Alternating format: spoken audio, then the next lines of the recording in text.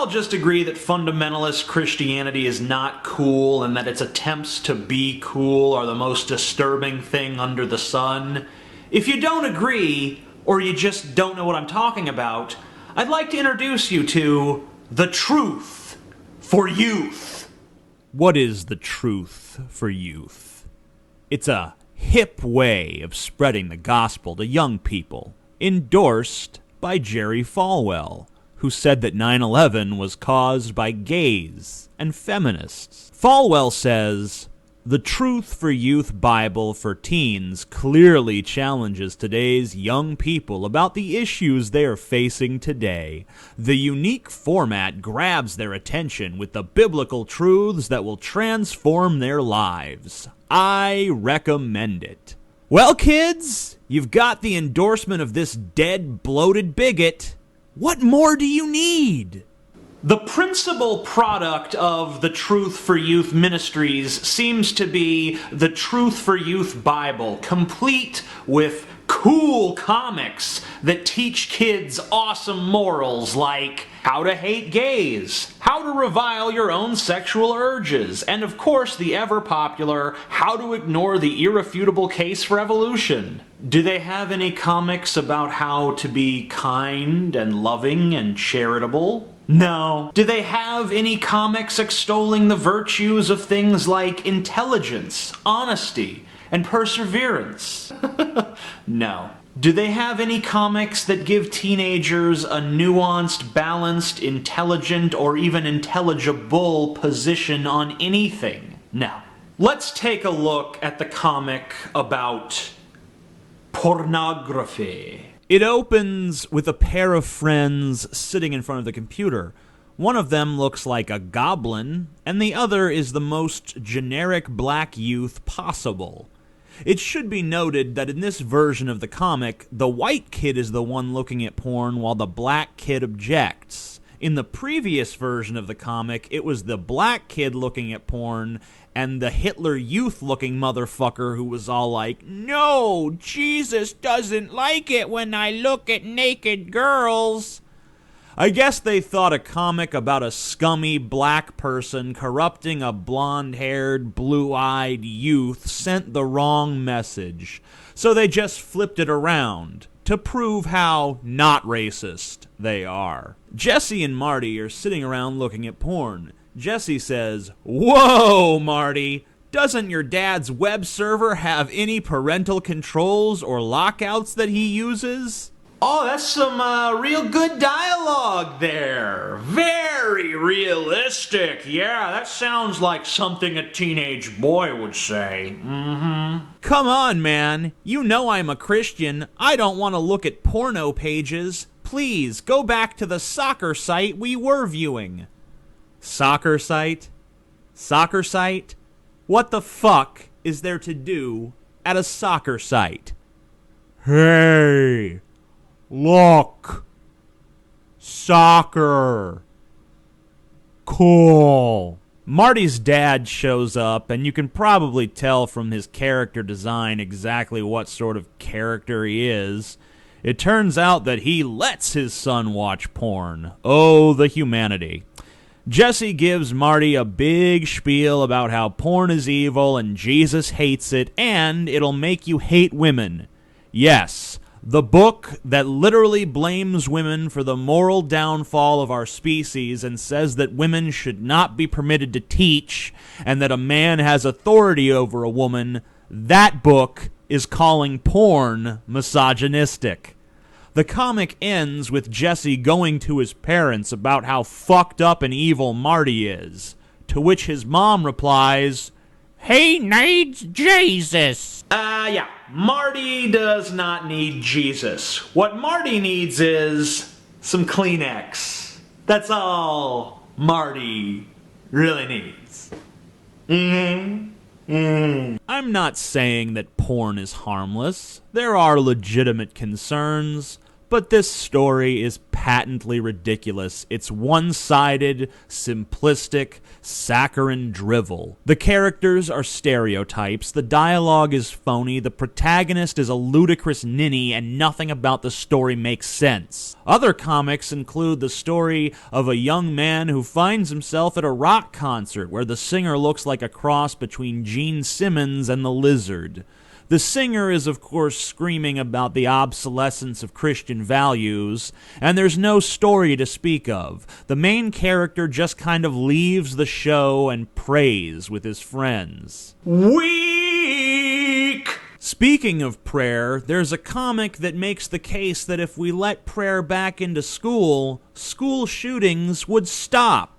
No sound rationale is ever provided for this position, and of course not. No sound rationale for this position even exists. Prayer isn't even banned in schools. It just cannot be mandatory. So, not only is the contention of this comic wrong, the very premise is false. The evolution comic claims that evolution is responsible for racism. Not even kidding. Even though racist groups like the KKK are avowed Christians, and even though racism existed long before Darwin ever published his findings. Let me just ask you guys a simple question. Who do you think is more likely to be racist? An esteemed professor of evolutionary biology, or an uneducated fundamentalist Christian sitting on his couch scratching his balls? Who do you think? Who do you fucking honestly think? Is anyone dumb enough to say that they think it's more likely that the professor of evolutionary biology is racist? Yes, there actually are people stupid enough to believe that. And they wrote this fucking comic. The comic on homosexuality doesn't take an outright we hate fags approach. In fact, it rejects those who do. But its approach is hardly more progressive. According to the comic, people choose to be gay, and they can change their orientation through Christ. So you hear that, gay guys? All you have to do is pray to Jesus, and you'll start to love the pussy. And you guys who are addicted to porn, all you have to do is pray to Jesus, and you won't love the pussy anymore. That's kind of weird, isn't it? Seems like Jesus has different properties depending on who's praying. Strange. I guess Jesus is just the solution for everything. Well, you know, except for here in the real world where he's not the solution for anything. Well, that's not true. I'm being unfair. If you need an imaginary friend, I guess Jesus is okay. But there are better imaginary friends. For instance, Hobbes. That's right, Hobbes. You know, from Calvin and Hobbes. No fucking contest. Would you prefer your best friend be a tiger who goes sledding with you and talks philosophy, art, and politics? Or would you prefer to hang out with a skinny, naked, dead guy who never shuts up about the time he got tortured and makes you feel bad about it? Watching porn, huh? Well, I don't like it. And I died for your sins. So stop! Nyah. What a cunt! So don't have a personal relationship with Jesus. Have a personal relationship with Hobbes. Hobbes doesn't pull all that guilt-tripping bullshit. Hobbes is cool.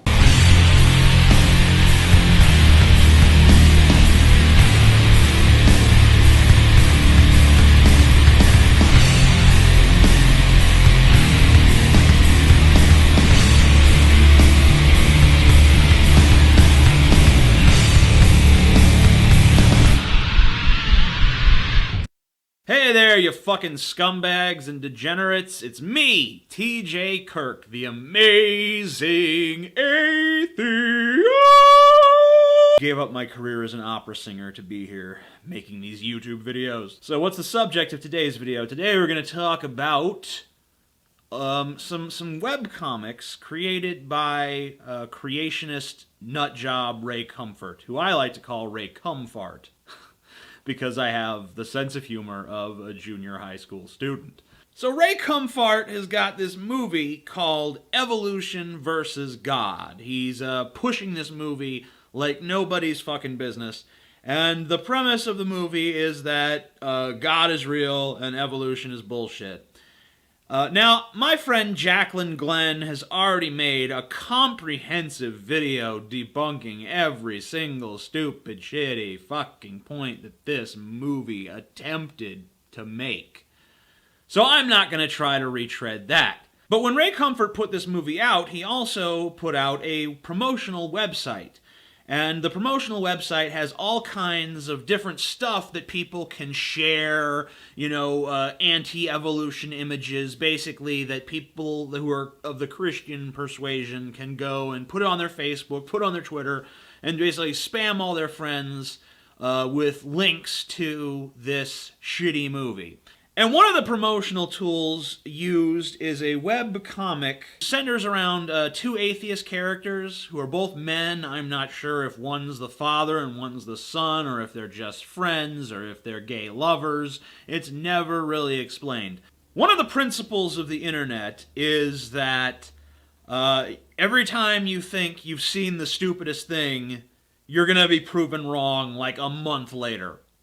And my current stupidest thing that I've ever seen on the internet is these shitty fucking comics, and you're about to find out why. Let's jump right into the first comic. As atheists, we only believe in what we can see, right? That's right. What about love, wind, history, electricity, gravity, TV waves, and radio waves? Sometimes you say the dumbest things. Go read a book. This big emphasis on being able to see things is really not something that the atheists are bringing into this debate. It's not like we just say, well, we can't see God, therefore he's not there. It's that, we can't see him, we can't touch him, we can't taste him, we can't smell him, we can't detect his presence in any way. There's nothing in all of modern science that really strongly points to his existence in any way, shape, or form. When mankind first started the endeavor of science, it was so we could really understand God's creation. So it's not like science was out to disprove God, it just happened to do so in the process. Well, maybe not disprove, because it's pretty much impossible to disprove an unfalsifiable hypothesis, which is what God is. So what's the difference between the concept of God and the concepts of love, wind, history, electricity, gravity, TV waves, and radio waves? Okay, well, let's see. Love is a chemical process, electrochemical process happening in the fucking brain. And before that, it was still something that human beings could corroborate amongst themselves. Wind, we can clearly see the wind. I don't know what you mean we can't see the wind. We can see its effect on everything around it. We can see things blowing, and we can feel it, and we can sense that it carries on it. History, well, that's all documented. Electricity, well, we obviously know there's fucking electricity. I mean, what are you watching this video on, if not for something powered by electricity?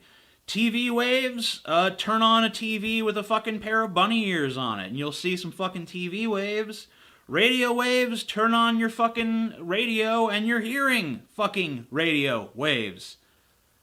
So all of those things can be experienced. They can be corroborated by evidence and experience. God cannot. Okay?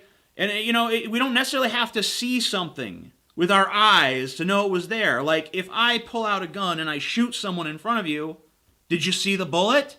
No, you didn't see the bullet. It was moving too fast for your frail human perception to possibly see. Even though it was right there, even though it was right in front of you, you didn't see it because it was moving too fast. But you still know it was there because you saw the gun, you saw the fucking hole it made in the person that I shot, so you know that there was a bullet. You know it because of context clues. So it's not always a matter of seeing with your eyes. There's no context clues out there that really are strongly leading us to the God hypothesis. Look, God killed everyone, men, women, and children in a worldwide flood. Everyone, that's evil. But we don't believe in God, so he didn't kill anyone. Sorry, I forgot. I don't even understand what the point of this one is supposed to be. Like, I understood the argument the previous one is making. This one I don't get it. Is the point of it supposed to be that God doesn't exist, but if he did, he would be evil? Because that's the message I'm gleaning. But I know that's not the intended message because this is a Christian comic, so what the fuck are you guys trying to say? It really doesn't make any sense. I can't fucking discern what exactly you're getting at there. I don't know if I don't believe in God. That's okay, I sometimes doubt. So what should I do? Keep pretending, that's what we atheists do. This is pure, unadulterated shit. It seems to be predicated upon this weird assumption that it's obvious that God is real, and that atheists are just like, well, we're just going to ignore that because we don't like it. That's not the reality of the situation. The reality of the situation is that the idea of God is completely preposterous. And also, I don't know what the fuck they want from us atheists on this doubt front. Because if you say that you're an atheist and you're 100% committed to that position and there's nothing that could change your mind, then it's like, oh, well, fucking, you're just arrogant. You're not even open-minded. But then if you say, like, well, I guess that maybe there's, like, a sliver of doubt. Maybe, like, 0.1% doubt. And then they're like, aha, you're really an agnostic. You can't say for sure. And it's like, am I arguing with a fucking kindergartner, for fuck's sake? Is that what's going on here? I know that I never really mentally progressed much beyond the age of like 15, but I swear these Christians haven't mentally progressed much beyond the age of 4. I've been thinking again. About what? And is he smoking marijuana there? He's holding it like it's marijuana, so maybe. How were we able to think before we evolved? Just don't think about it. Like, it's just gibberish.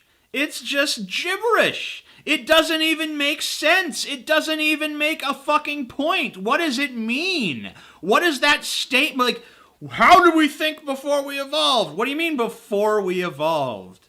What does that even what does that even mean? Before we evolved into humans? Well, before that, we were an ape-like ancestor of all modern apes, so we didn't think quite as well. We were still capable of thought, and then before that, we were some other mammal, and it was still less capable of thought, and fucking so on, backwards through the fucking ages until you get back to the fucking very first primitive life forms that had no thoughts whatsoever, but just fucking replicated mindlessly. What is this? What does it mean? Like, there's no one has difficulty answering this fucking question that has any fucking knowledge of science. Like, if you have like a crash course in evolution, you read like a pamphlet about evolution, you could answer that fucking question like this. It's that fucking simple. And you know what this really does? It proves that Ray Comfort is full of shit, because we're expected to believe that this guy can put together a sophisticated social media campaign for his movie, that he can attract and manage a large audience of people who are dedicated to what he has to say. You think he can put all that together, but he can't recognize the fallacy of this fucking comic that literally any fucking 10-year-old with a 10-year-old's grasp of the concept of evolution should be able to refute handily with no problem whatsoever? Do you really believe that? Because I fucking don't. I think Ray Comfort is every bit the atheist that I am. I think he's a huckster. I think he's a charlatan. I think he's a fucking fraud. I've been thinking about how no one can create anything from nothing. So? Doesn't that prove everything must have had a creator? No, it proves that you're not thinking like a true atheist. I'm fucking tired of Christians acting like this is some kind of slam dunk. Like, well, it didn't come from nothing. Where'd the universe come from, huh? And then, when you turn it around on them and say, well, where did your God come from? They're like, what? What do you mean, where'd he come from? He was just always there. What do you mean, where'd he come from? That's a stupid question. Oh, okay. Well, it's a smart question to ask where the universe came from, but it's a stupid question to ask where God came from. I see. Why is that exactly? Is there an actual rationale behind that? No, there's not. Don't bother asking. There isn't one. Let me ask you, if you had to posit that something came first, there had to be an uncaused cause, there had to be something that had no previous cause, some event that was preceded by nothing, which would be more likely? A complex, humanoid-like, intelligent being of infinite power, or a single energetic event with one kind of energy and then all of the complexity emerged later based on the laws of physics? Which of those sounds more likely to you? Just removing all of your cultural bias, removing the fact that a bunch of humans believe in God, just using your own intellect, which seems more likely to spontaneously come into existence? An entire deity who is completely complex and has all of these features and all of these powers, or a single energetic event like boom? My camera is running low on battery, so I'm going to try to wrap this up. I've been thinking again. Thinking is good. If God made everything and he believes in justice, hell would have to exist. Actually, thinking isn't all it's made out to be. Okay, well, this is just silly. No atheist is going to be fucking bothered by the idea of hell any more than he's going to be bothered by the idea of Thanos invading the fucking Earth, or Voldemort rising again and overthrowing humanity. It's literally on that level of concern, because it's just a fiction, like Harry Potter or Star Wars or the Marvel Universe. Do you think we are related to everything? Of course. Are we nuts? We certainly are. A pun. Yeah, we are related to everything. It's not even disputable. It's not even fucking disputable. Just look at the fucking genetic evidence. You honestly think that this shitty, stupid little comic can refute genetics and biology and all of the different scientific disciplines that have discovered these facts about how life emerges, how life diversifies in all of these complex forms? You think you're going to refute that with some stupid comic with a punchline about nuts? Well, then you're nuts.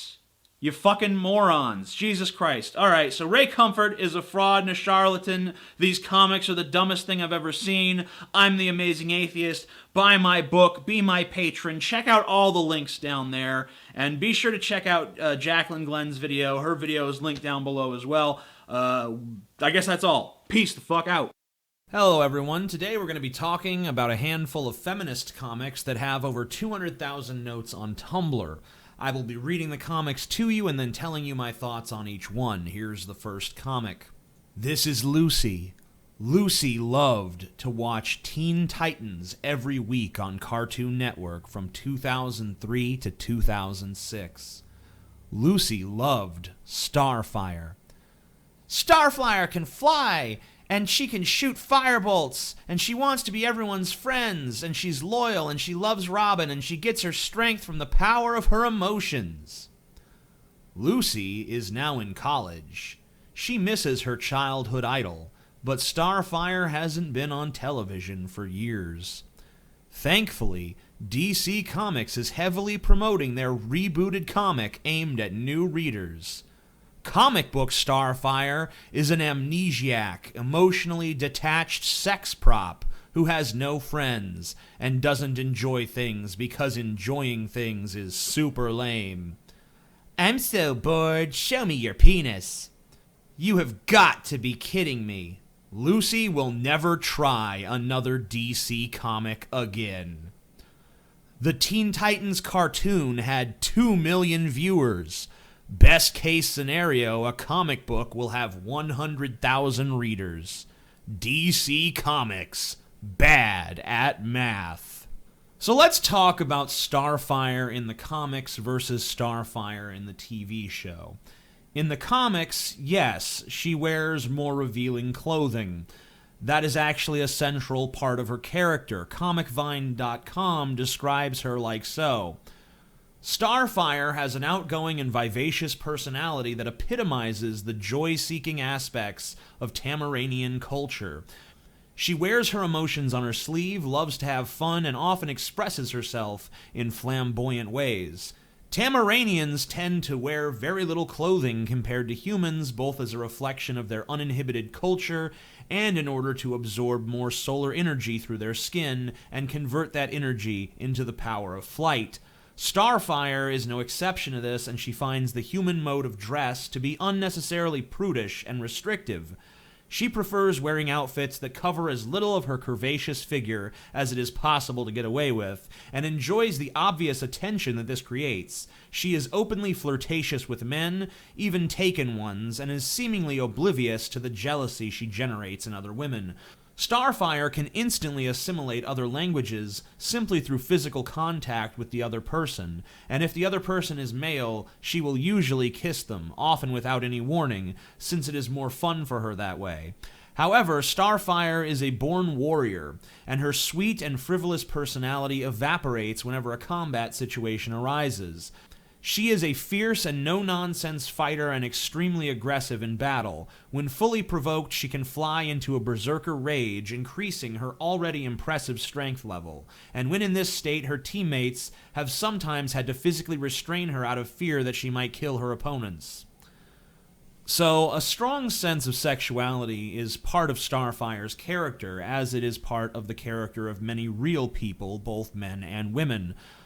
Obviously, for a children's cartoon, Starfire's personality had to be tweaked and rewritten a bit, and she was rewritten into a very naive, innocent character who actually comes across as insecure much of the time.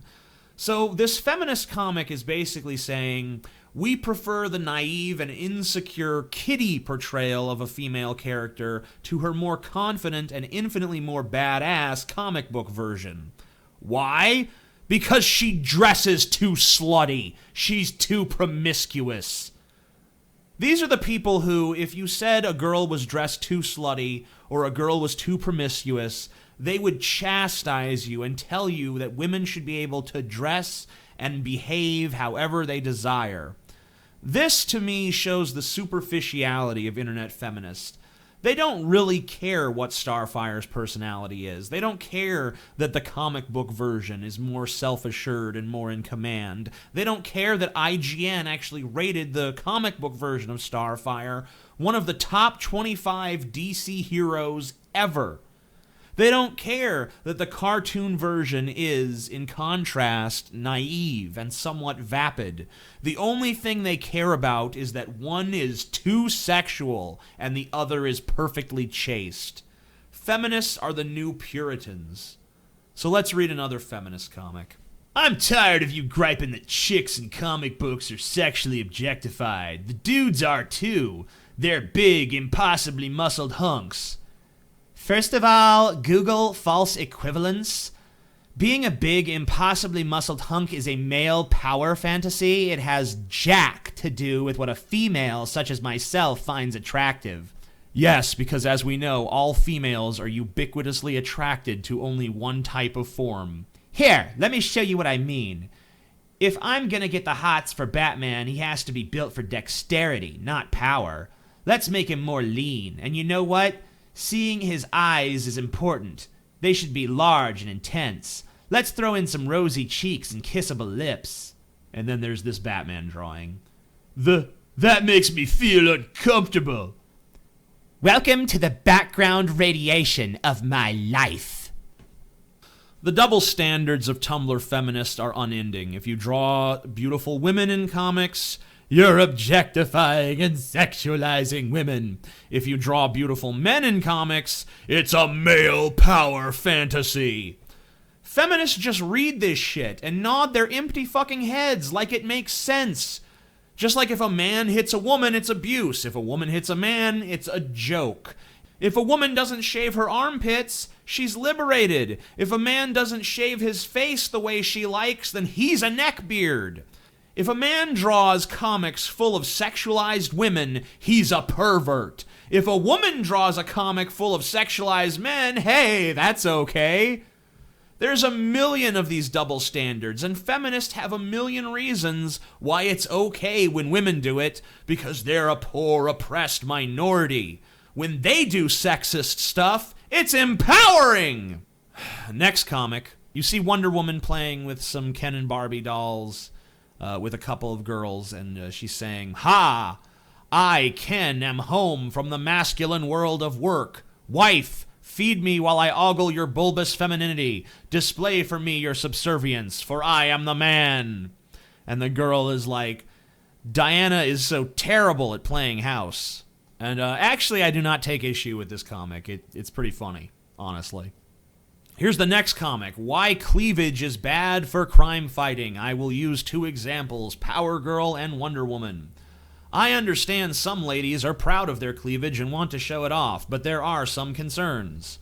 Flying at high speeds, wind resistance is an issue. The crevice created by the breasts catch air and it pulls at the fabric of the costume. Ow, ow, ow! This would cause flapping at best, and worse, pull down the front. Wonder Woman has it even worse because there's no shoulder support. It's a strapless bathing suit weighed down by metal. Ack! Fighting. Even if there was good support somehow under there, you've got a big handle someone can grab in a fight. My one weakness! And Wonder Woman's worse off with that big metal handle. The one chink in my Amazonian armor. Also, what the fuck, heels? So please, superhero artist, dress those ladies accordingly. Much better. So, we're really going to say that women in comics need to dress more conservatively because these outfits are impractical for fighting crime. Okay. Do you think Batman's cape is practical? It could snag, it could be grabbed as he's trying to get away. In real life, a giant cape would be nothing but a giant liability. What about Bruce Banner's pants? If we're going to talk about realistic clothing physics, transforming into the Hulk should annihilate every scrap of clothing on Bruce Banner's body. The Hulk should be butt naked with his big green wang flopping around. Listen, superheroes are people with magical powers who dress in tights and fight other people with magical powers who dress in tights. They can read minds and lift trains and shoot lasers from their eyes. These stories are not intended to be realistic. They are intended to be pure fantasy. They take place in worlds where the laws of physics as we know them simply do not exist. Let's talk about the real reason you want to cover up these female bodies, feminists. You don't want young boys and men ogling their big tits. That's the only reason, so be upfront about it. Say, hey guys, I know you like this, but we find it problematic, so please just go ahead and capitulate to our demands. Please just hold our sensibilities in higher esteem than your own and listen to us. One more comic. And this one's pretty simple. It's just a little boy and a little girl. They're at the Halloween costume store. And the boy has options like Dracula, superhero, ninja, and he's all excited. And the girl has options like sexy nurse, sexy vampire, sexy witch, sexy fairy, sexy bunny, sexy cat. And she looks very distressed because society is trying to sexualize her with these horrible costumes.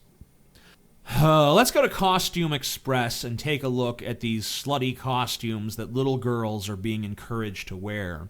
Here are the first 10 girls' costumes.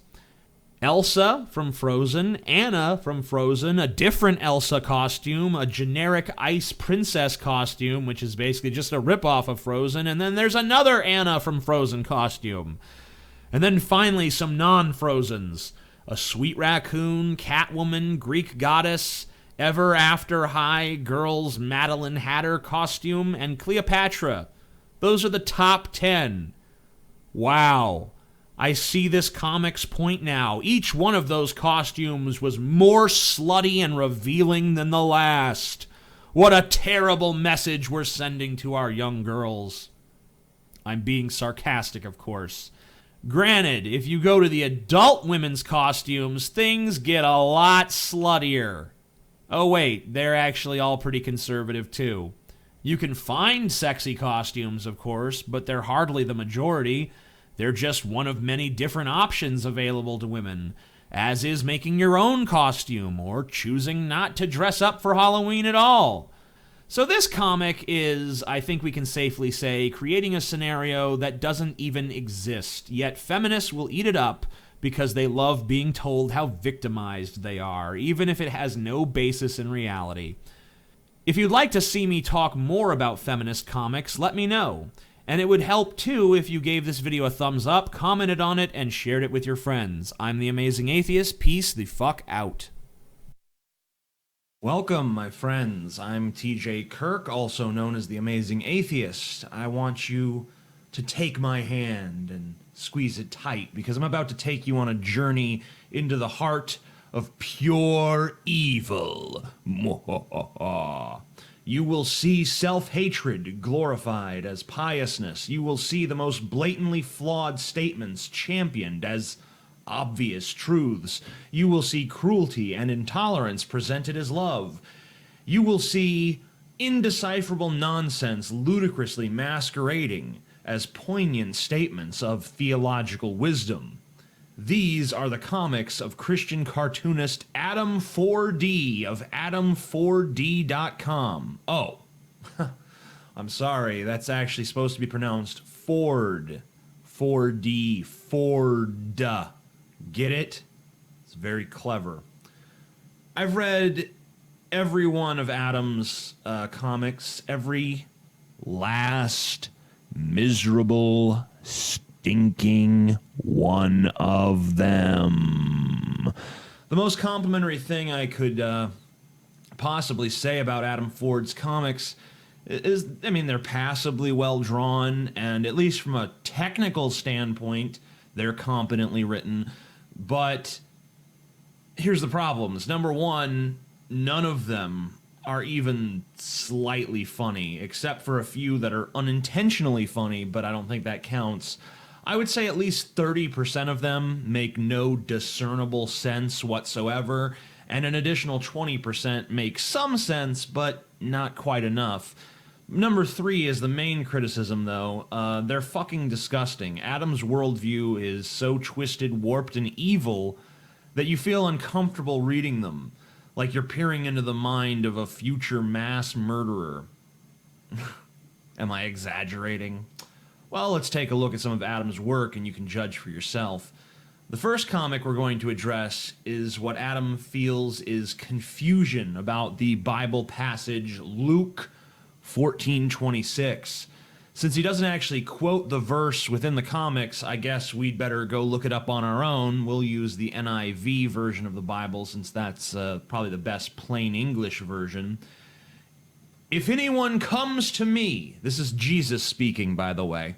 If anyone comes to me and does not hate father and mother, wife and child, brothers and sisters, yes, even their own life, such a person cannot be my disciple. Once again, that was Jesus talking. Now, let's look at Adam's comic. The first panel is what Jesus did not mean when he said that, and it depicts a flailing, angry little man who's screaming, "I hate my dumb family! Ugh! I hate my life! I really hate myself, too!" And he's wearing a FML, Fuck My Life shirt, and the F is ever so slightly blurred out. What's the point of that exactly? Anyway, when Jesus said to hate your family and your life, he didn't mean hate your family and your life. What he meant was, as the second panel tells us, our love for God should be so strong that love for any other person is like hate in comparison. I'll let the illustration speak for itself. So, this raises the question, how does Adam know that his interpretation is correct? Nothing in the broader context of Luke 14 would lead someone to that interpretation, and I'm not even saying that Adam has no reason for this interpretation. All I'm saying is that he doesn't offer it. So we're forced to conclude that his interpretation is based on little or nothing more than his personal feelings. Also, in the Bible, Jesus also says, I come not to bring peace, but a sword. I come to, pit parents against children and brother against brother and so on and so forth. He also tells all of his disciples, leave your families, leave your wives, leave your children, and come, gallivant around Galilee with me. So it kind of does seem like the first interpretation is the correct one. But setting aside differing interpretations of Scripture, I think it's incredibly disgusting to love a fictional character more than you love your actually existent loved ones. And it's clear from other comics on Adam Ford's site that he is the father of small children. And I have to say, my heart goes out to those poor kids, because I shudder to think of them being raised by parents who love a fairy tale more than them. It would be like, Daddy, how much do you love me? Well, not as much as I love Harry Potter. Expecto Patronum. Let's look at another one of his comics. There's a Christian talking to, I guess, what's probably an atheist. And the Christian says, let me get this straight. You understand that I believe all people to be without hope before a holy and righteous God, slaves to sin, unable to save themselves. Yep. Okay, you realize I believe everyone will go to heaven or hell, which are real places, forever. Mm-hmm. And you know I believe that only through faith in Jesus can one's sins be forgiven, soul saved, and life changed. Sure do.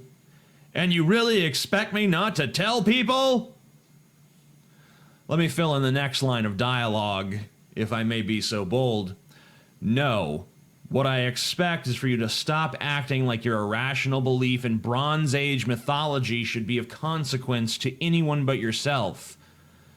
Don't you see that any delusional person could make the same ludicrous argument that you're making here? A schizophrenic who believes that space bats are stealing our brainwaves could make the exact same argument. You really expect me not to tell people about the space bats? You can tell people about the space bats if you want to, but that doesn't oblige anyone to take you seriously. And there are only two differences between God and the space bats. One, more people believe in God, and two, space bats are way more probable. Let's take a look at some of the Venn diagrams drawn by Adam. Here's one that says human beings deserve affliction but are unworthy of blessing. In other words, you deserve pain and strife in your life. It's only through the infinite grace of God that you experience any earthly happiness at all, and you aren't even close, not even close, to being worthy of it. And then there's this one, the absolute goodness of God versus your mere human perception of goodness. In other words, what the Bible says is moral, and it's never, ever, ever, ever, ever, ever, ever, ever, ever wrong. So if you are a person who says slavery is wrong, the Christian just says to you, that is merely your secular human perception of goodness. According to the Bible, slavery is not immoral. God even offers us advice on how to treat our slaves. As long as slavery is conducted to biblical standards, it is okay. And then you might say to that, but you're treating another human being as though they're property and subverting their ability to self-determine. That is wrong. They don't deserve such an affliction. Oh, but what am I thinking here? I'm forgetting the last diagram, because of course all affliction is deserved. Only blessings are undeserved. In my opinion, that's a sick, evil, twisted point of view. And they would just say, well, no, it's only God's morality matters. The morality of man, that doesn't matter at all. Even though the pro-slavery morality is just the morality of man, it's just attributed to God, or it was at one time. I'm sure Adam doesn't support slavery, despite the fact that his holy book does. Or maybe he does. I don't really know. Adam occasionally lashes out at atheists in his comics, like this one of Richard Dawkins, and I warn you, it's going to be painful. Not in the way Adam wants it to be painful, of course. He wants it to be like, I don't know, a splash of cold water in the face of us smug atheists. But it's a lot more like when a toddler shits on your rug. So here's Richard Dawkins, and he said, he's speaking to an atheist crowd, and he says, in summary, we must fight together to end religion wherever it shows its ugly face. For science, for reason, I will now take a few questions. So when the audience says, sir, do you have any advice on how to stay zealous and engaged? And Richard Dawkins says, I do. Read and reread the important books by new atheist leaders. I've written many. Read Sam Harris, also Daniel Dennett, and Hitchens. Also, do not neglect to meet with other like-minded atheists regularly to discuss ideas. Sir, how did the universe begin? That we do not know. We have some ideas, but they require a hearty measure of faith. Sir, what's with the pink elephant? As I've made abundantly clear before, I refuse to acknowledge the existence of any mythical pink elephants. And if there's a pink elephant standing next to him with the words, atheism is a religion, written on it.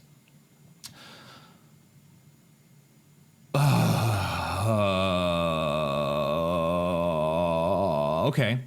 So because atheists write books about atheism, we don't know exactly how the universe started, therefore atheism is a religion. Oh shit, guys. He's really got us now. Hey, since we're a religion, can I be the Pope? I think I'd look great in that big tall hat, Cover up this high hairline a little bit. Look at that. Look at that. That's horrible. I need a hat. Big Pope hat. Cover that shit up. Look, there are books on almost every subject in existence. Seriously, pick a topic. I don't know. Let's say gardening or communism or interpretive fucking dance. Tons of books. Why? Because people tend to write books and read books about their own interests. And atheists don't know how the universe began. Yeah, because we're not willing to settle for a made-up answer. Dawkins even says in your comic, we don't know how the universe started. We have some ideas, but they all require a hearty measure of faith. Adam, I don't know how to break this to you, but that statement is self-refuting. We admit we don't know. Faith is when you pretend that you do know. I just know because I know. The good ideas that we atheists have about the beginning of the universe are not based on faith at all, but on scientific evidence and things we know about reality through skeptical inquiry validated by scientific experimentation. I'll link to a Lawrence Krauss lecture on the origins of the cosmos in the description section below this video. I know Adam won't watch it, but perhaps others will. Here's another one. This one I have very little to say about, but it shows a guy standing around, green t-shirt. He says, I have these new theological ideas. And then the translation is, I subscribe to some old heresies. My only commentary here is, run! New ideas! Hide! Hide! New ideas! They're gonna kill us! Ah! What would Jesus do if he was subjected to a new idea? Here's the next comic. There's a scientist, I guess, and he's a scientist because looks evil and he's wearing a white. I mean, I guess that's supposed to be a lab coat, whatever. He's holding the beaker full of green liquid that apparently proves there's a God, by the way, because what he's saying is, I've run my experiments time and time again. I've made no mistakes. Day and night, I've toiled against what seems like an impossible conclusion, but each time, the same conclusion. The same conclusion. My evidence points to an intelligent creator. And then the scientist writes on the paper, inconclusive. So first of all, how does a little green tube prove that God exists? Or does he just walk around with that all the time because he's a scientist? And that's how we establish he's a scientist, because he's holding a little tube of green shit. Who else would do that but a scientist? I think I speak for everyone, though, when I speak for everyone who's not a complete fucking lunatic when I say, huh? What? Huh? What experiment was the scientist conducting? What evidence did he find of God? Why would a scientist who made such an earth-shattering discovery hide it? Let's face it, Adam, scientists aren't the ones who pretend that evidence is inconclusive just so they can keep their belief system intact. I draw your attention to the most famous moment in the Ken Ham versus Bill Nye debate. What, if anything, would ever change your mind? You will know. As Christians, we can say we know. And so, as far as the Word of God is concerned, no. No one's ever going to convince me that the Word of God is not true. We would just need one piece of evidence. We would need the fossil that swam from one layer to another. We would need evidence that the universe is not expanding. We would need evidence that the stars appear to be far away, but they're not.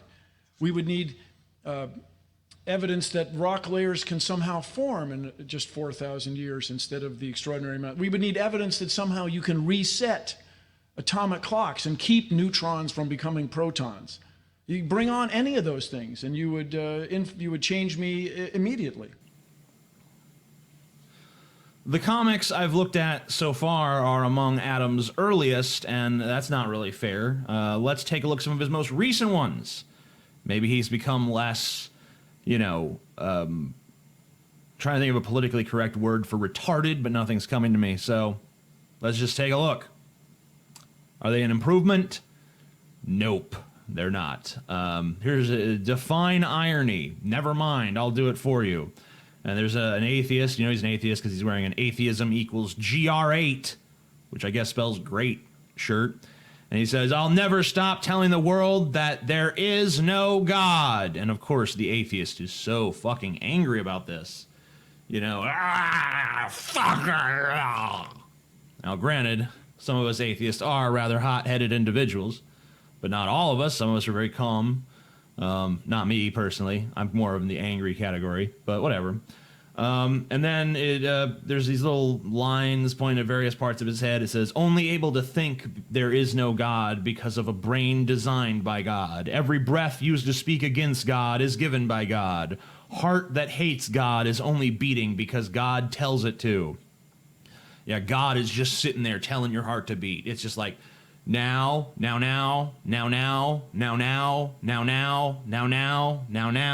I'm tired of this. Stop.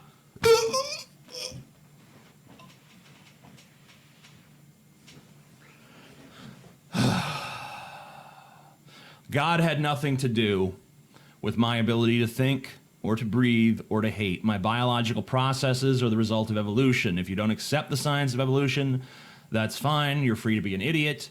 But I'd like to recommend an alternative. Learn about evolution. There are plenty of resources readily available to you that provide not only a breakdown of how evolution works, but furnish you with staggering amounts of evidence that's supported as well.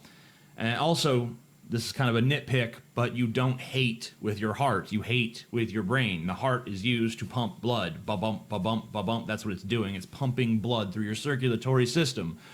Maybe you were just being colloquial, but the fact that you drew a line directly to his actual heart makes me think otherwise. By the way, I don't hate God. I mean, I do hate God. I hate God in the same way I hate any revolting fictional character. I hate God in the same way that I hate Dolores Umbridge from Harry Potter. That fucking bitch.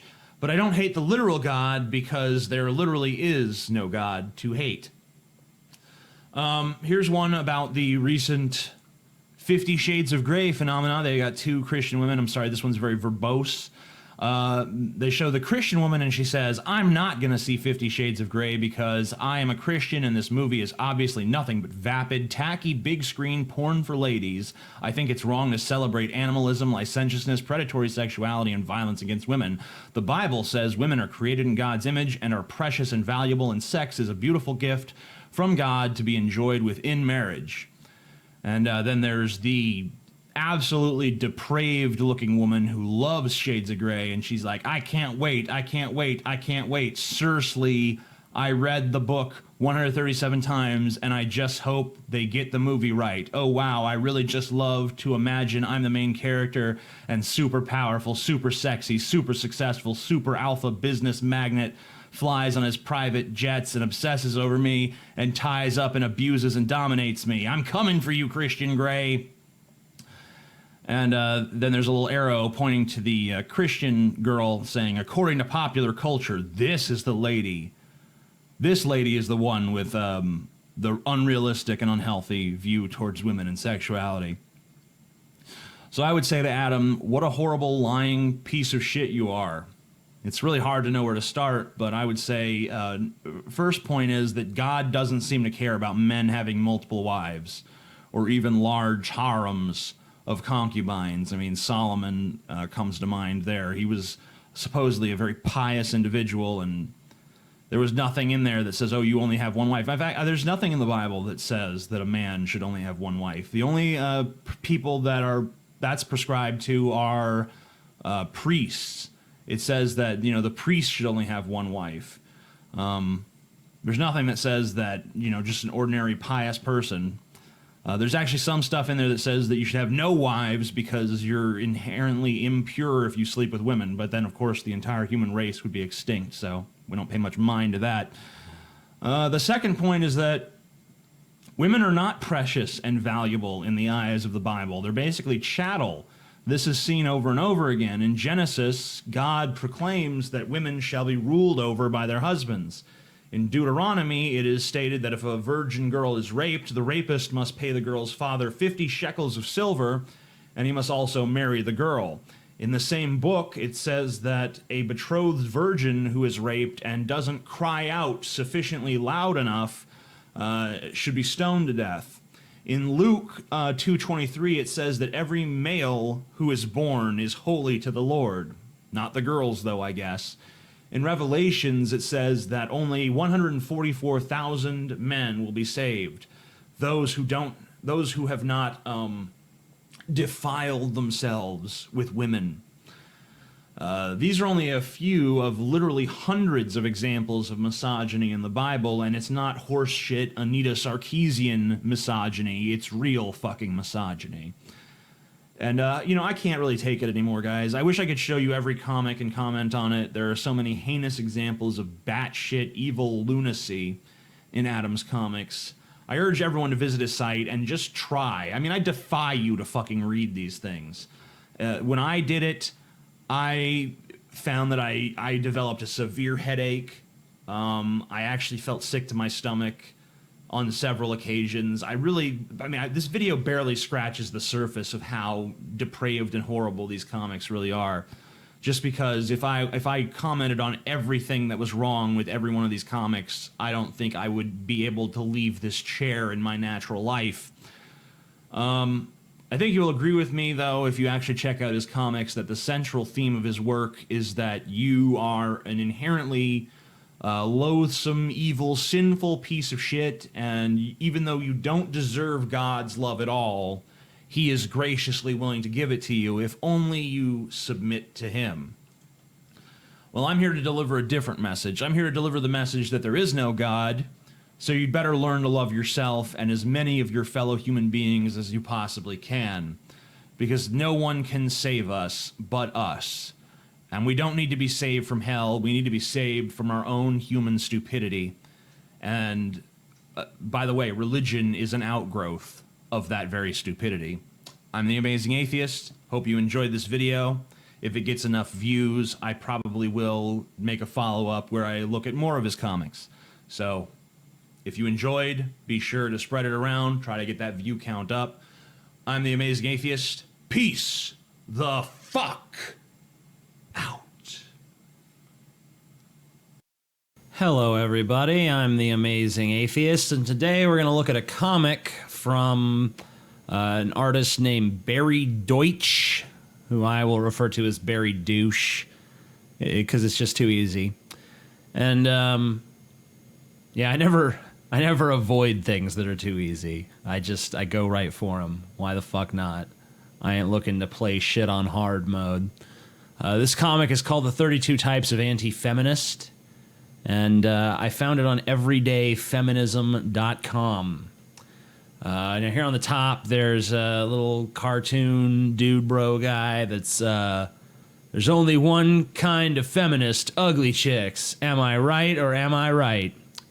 I wouldn't say all feminists are ugly, but even the ones that aren't become ugly as soon as you hear their ugly rhetoric. Anyway, this is the 32 types of anti-feminists, so, watch for yourself, because I know I have a lot of anti-feminists in my audience. Let me know which one you are. Okay, so first is the Molehill Grower. He says, a feminist on Twitter got her punctuation wrong. Clearly the whole movement has no legitimacy. Yeah, I don't know if you guys are aware of this, feminists, but these guys exist on every side of the spectrum, on every issue. More often than not, the reason that people feel the need to correct spelling and punctuation or something like that is because a lot of these feminists on the internet are so retarded and unable to write that it's actually hard to comprehend what they're saying. Now, I don't know of anyone who said the whole movement has no legitimacy because one feminist writes like an idiot. But of course, these are meant to be satirical, hyperbolic exaggerations. But I would just say that, yeah, those guys exist of every ideological position. You know, there have been plenty of times where people have jumped down my throat for the slightest little grammar mistake or spelling mistake, or I use the wrong there or something, and people, aha, you're an idiot. That's not something exclusive to feminism. Or anti-feminism. The Economist. Sexism can't exist because the free market is perfect, so if employers pay women less, women must be worth less. I've never heard this argument before. I've never encountered an anti-feminist with a position even remotely similar to that. I guess that, you know, it's because I don't really travel in a lot of hardcore libertarian circles. I would say that if you do believe that the free market is perfect, which is to me an article of faith, then yeah, maybe you would extrapolate that. But you know, I've just not heard this in the movement, or I mean, not even really movement, but I've never heard this from the people who are criticizing these feminists. In fact, most of the people I know who criticize feminism are not even right-wingers at this point. They're disenfranchised left-wingers. But, you know, I guess this could be out there somewhere, sure, whatever. The Fetus File. This is a zygote. It matters infinitely more than its oven does. Yeah, so this is basically another example of a conservative. You know, the funny thing is, I'm an anti-feminist. I would disagree with this guy. I believe that women have reproductive rights that include abortion. I'm totally cool with abortion. In fact, I believe this planet is overpopulated. I think that we consume too many resources. I think that because of us, we have these things like the droughts in California, dwindling water supplies in places like Kansas, threatening to see a repeat of the Depression-era Dust Bowl type of ecological disaster. Now, that's kind of going off onto some weird hippie environmentalist tangent, and I know that's probably not welcome here, but yeah, I believe that there's too many people, and I definitely believe that women have the right to control their bodies. I don't think that you should be forced to be an incubator for a new human being, especially when there's a huge surplus of human beings on the planet as it is. There's enough. We have enough people. If people don't want to have kids, they should be allowed. Now, if we're down to the last 6 people on Earth and a woman wants to get an abortion, then I think maybe the group would have something to say about it. Maybe then her individual rights don't trump the benefits of everybody. But yeah, in the context of our current society, sure, I think this guy is an idiot. And, you know, I've definitely seen people espouse that position. But it's not really an anti-feminist position. It's really just a pro-life position. And, you know, obviously it's a zygote at this stage where he's talking about it. But, you know, not all women get their abortions in the zygote phase. And you can certainly acknowledge that pro-lifers are not, doing what they do to defend zygotes. They're doing what they do to defend babies and children and what they consider to be potential future people. Well, what are potential future people? Now, I think that they're misguided and that their morality is false and primarily based on religious reasoning, which is inherently irrational because there is no God. But, this is a caricature. Once again, sure, this comic is meant to be hyperbolic and whatever. So here's the comedian. Feminists only criticize my edgy, quote-unquote, rape jokes because they have no sense of humor. I would say that that's accurate. I would say feminists don't have a sense of humor. I would say feminists actively oppose a sense of humor. As an example, here is a comic strip that's clearly meant to be funny and yet is not funny at all. And it was, of course, drawn by a feminist. They have no sense of humor because the essence of humor is oftentimes confronting areas of thought that are uncomfortable to people. Feminists don't like to be taken outside of their comfort zone. They believe in safe spaces. They believe that they should be sheltered off from the world. They basically want to exist within a square, a box, just like the panels of this comic, but that box is only filled with the things they approve of, and nothing that challenges their worldview should even be allowed, and anyone who dares speak out against them is reduced to a bitter, hateful caricature, like in this comic.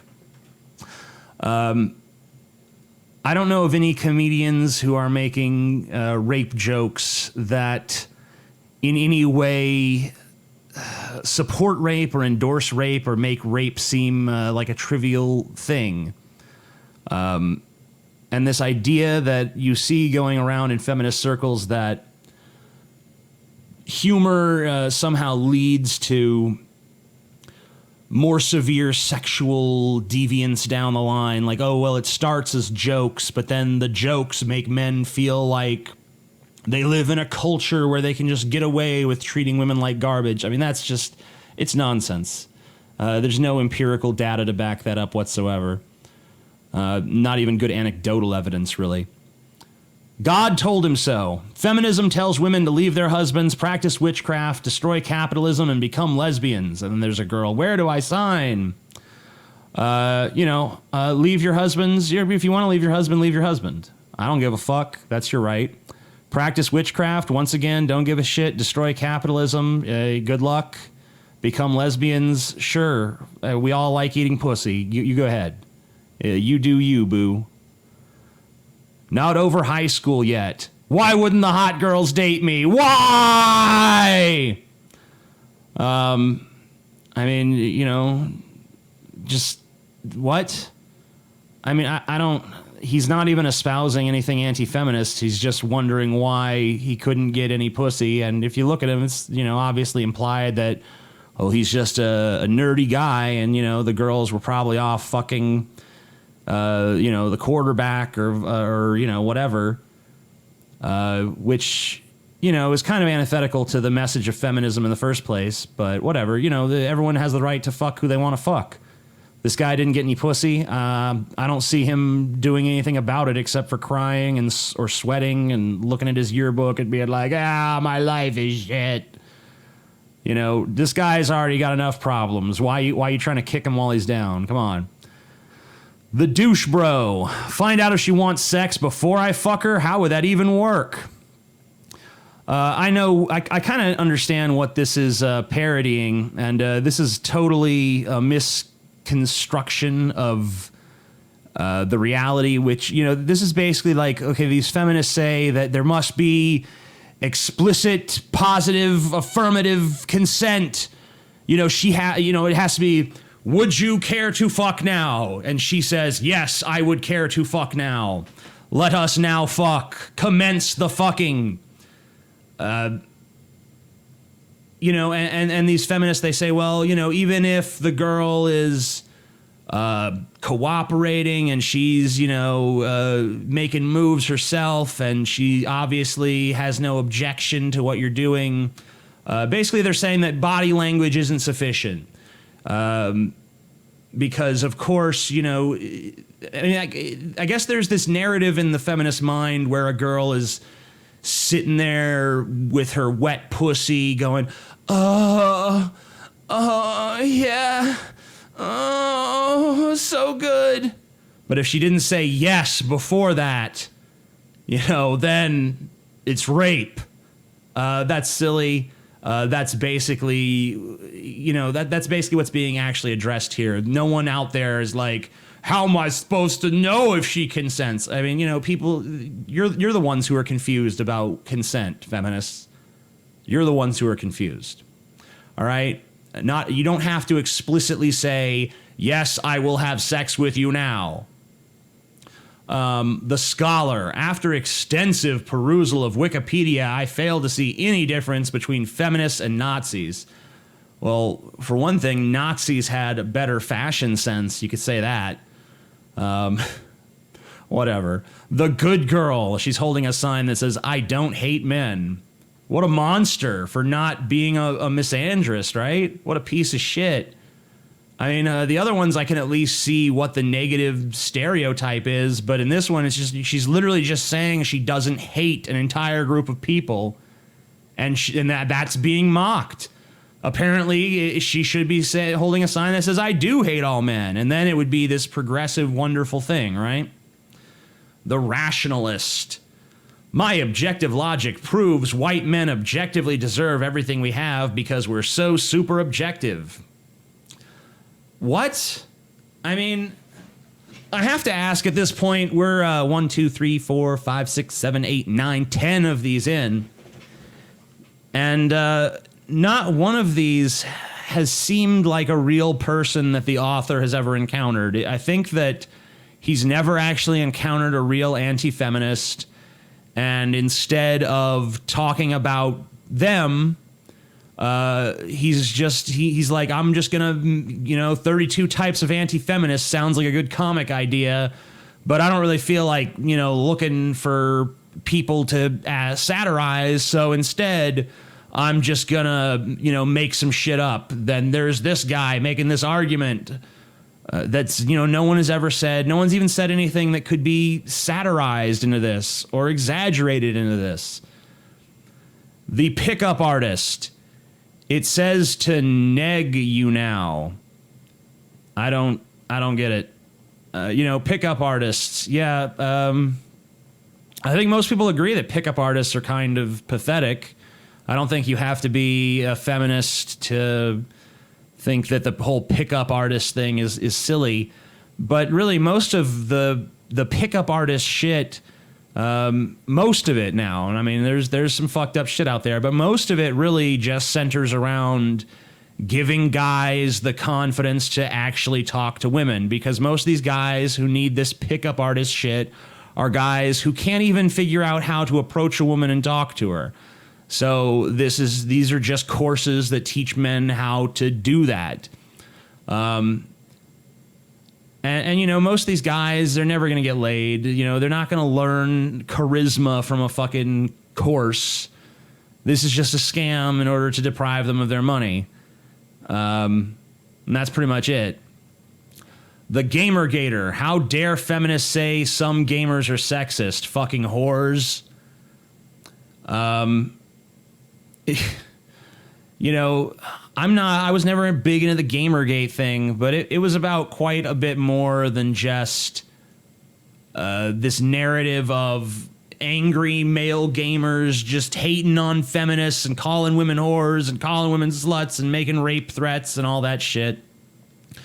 Most Gamergators were completely fucking civil. They put forth ideas. And you know what? You can say those ideas are wrong, or you can think those ideas are right, but you should argue with those ideas and not just make a caricature to dismiss people. Just say, oh, well, they're just all abusive and hateful towards women, and that's just who they are, and therefore we don't have to listen to a word they say. The Comparison Shopper. It's petty of feminists to even mention first world sexism while Saudi Arabia exists. Has written 17 blog posts about men holding doors open. You know, I think that the sexism that exists in Saudi Arabia does far outweigh the sexism that exists in America.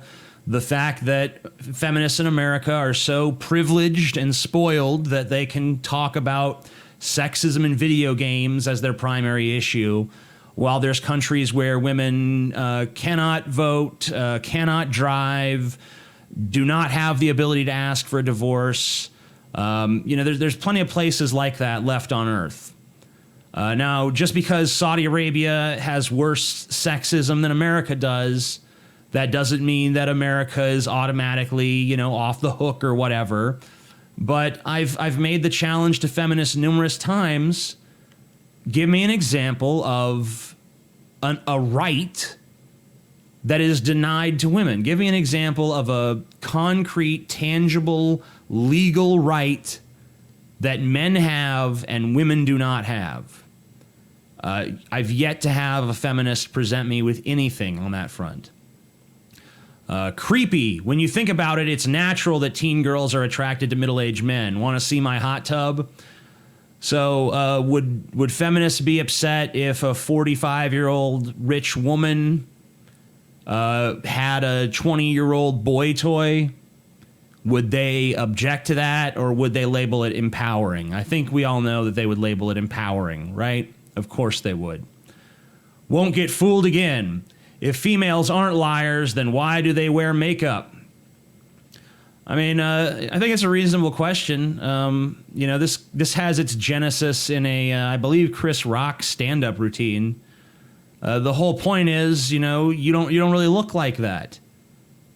And not all women wear makeup, and some feminists take issue with makeup, just like this guy does. But yeah, I mean, it's basically just saying, you're making your appearance deceptive. You don't actually look like that, so that is kind of a lie. But everyone lies. Women lie, men lie. Anybody who is actually putting forth this position is an idiot. But once again, I've never seen someone actually put forth this position. Now, maybe I'm just deprived of this sort of insight, but I don't think this guy really exists. Mr. Buzzword, PC, militant, misandrous, cultural, Marxist, SJW, gynocentric, authoritarian, gender troglodytes.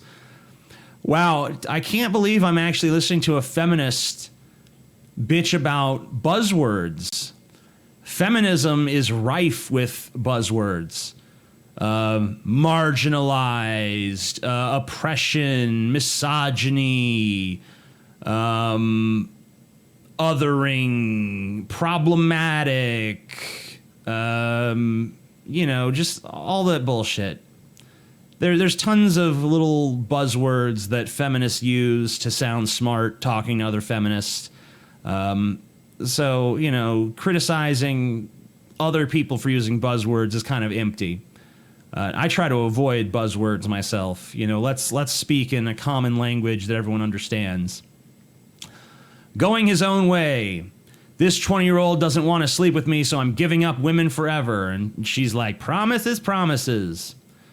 Why even attack this guy? If she doesn't want him and he doesn't want women and he's like, I fuck women, I'm done with them. Why would feminists discourage that? You apparently don't like this guy. You think he's a scumfuck, so, what are you really losing? Why even bitch about it? That'd be like if the idiot coalition of America said, let's give the amazing atheist a wide berth and not subject him to any of our idiocy. And I was like, bullshit, you're gonna fucking come annoy me with your stupidity. I demand it. That doesn't make sense. The open wound. If you defend feminism, it might kill me. I demand that you defend feminism. I don't... What? I'm sorry, I don't even know what the fuck is going on in this one. He's rubber, you're glue. Feminazis are the real misogynists. Well, I think he has a point there, the angry little shouting guy with the man symbol on his shirt. Or wait, is that a woman symbol? I can't remember. No, it's a man symbol. Wait. Ah, fuck it. Who knows? I can't remember that stupid 60s bullshit.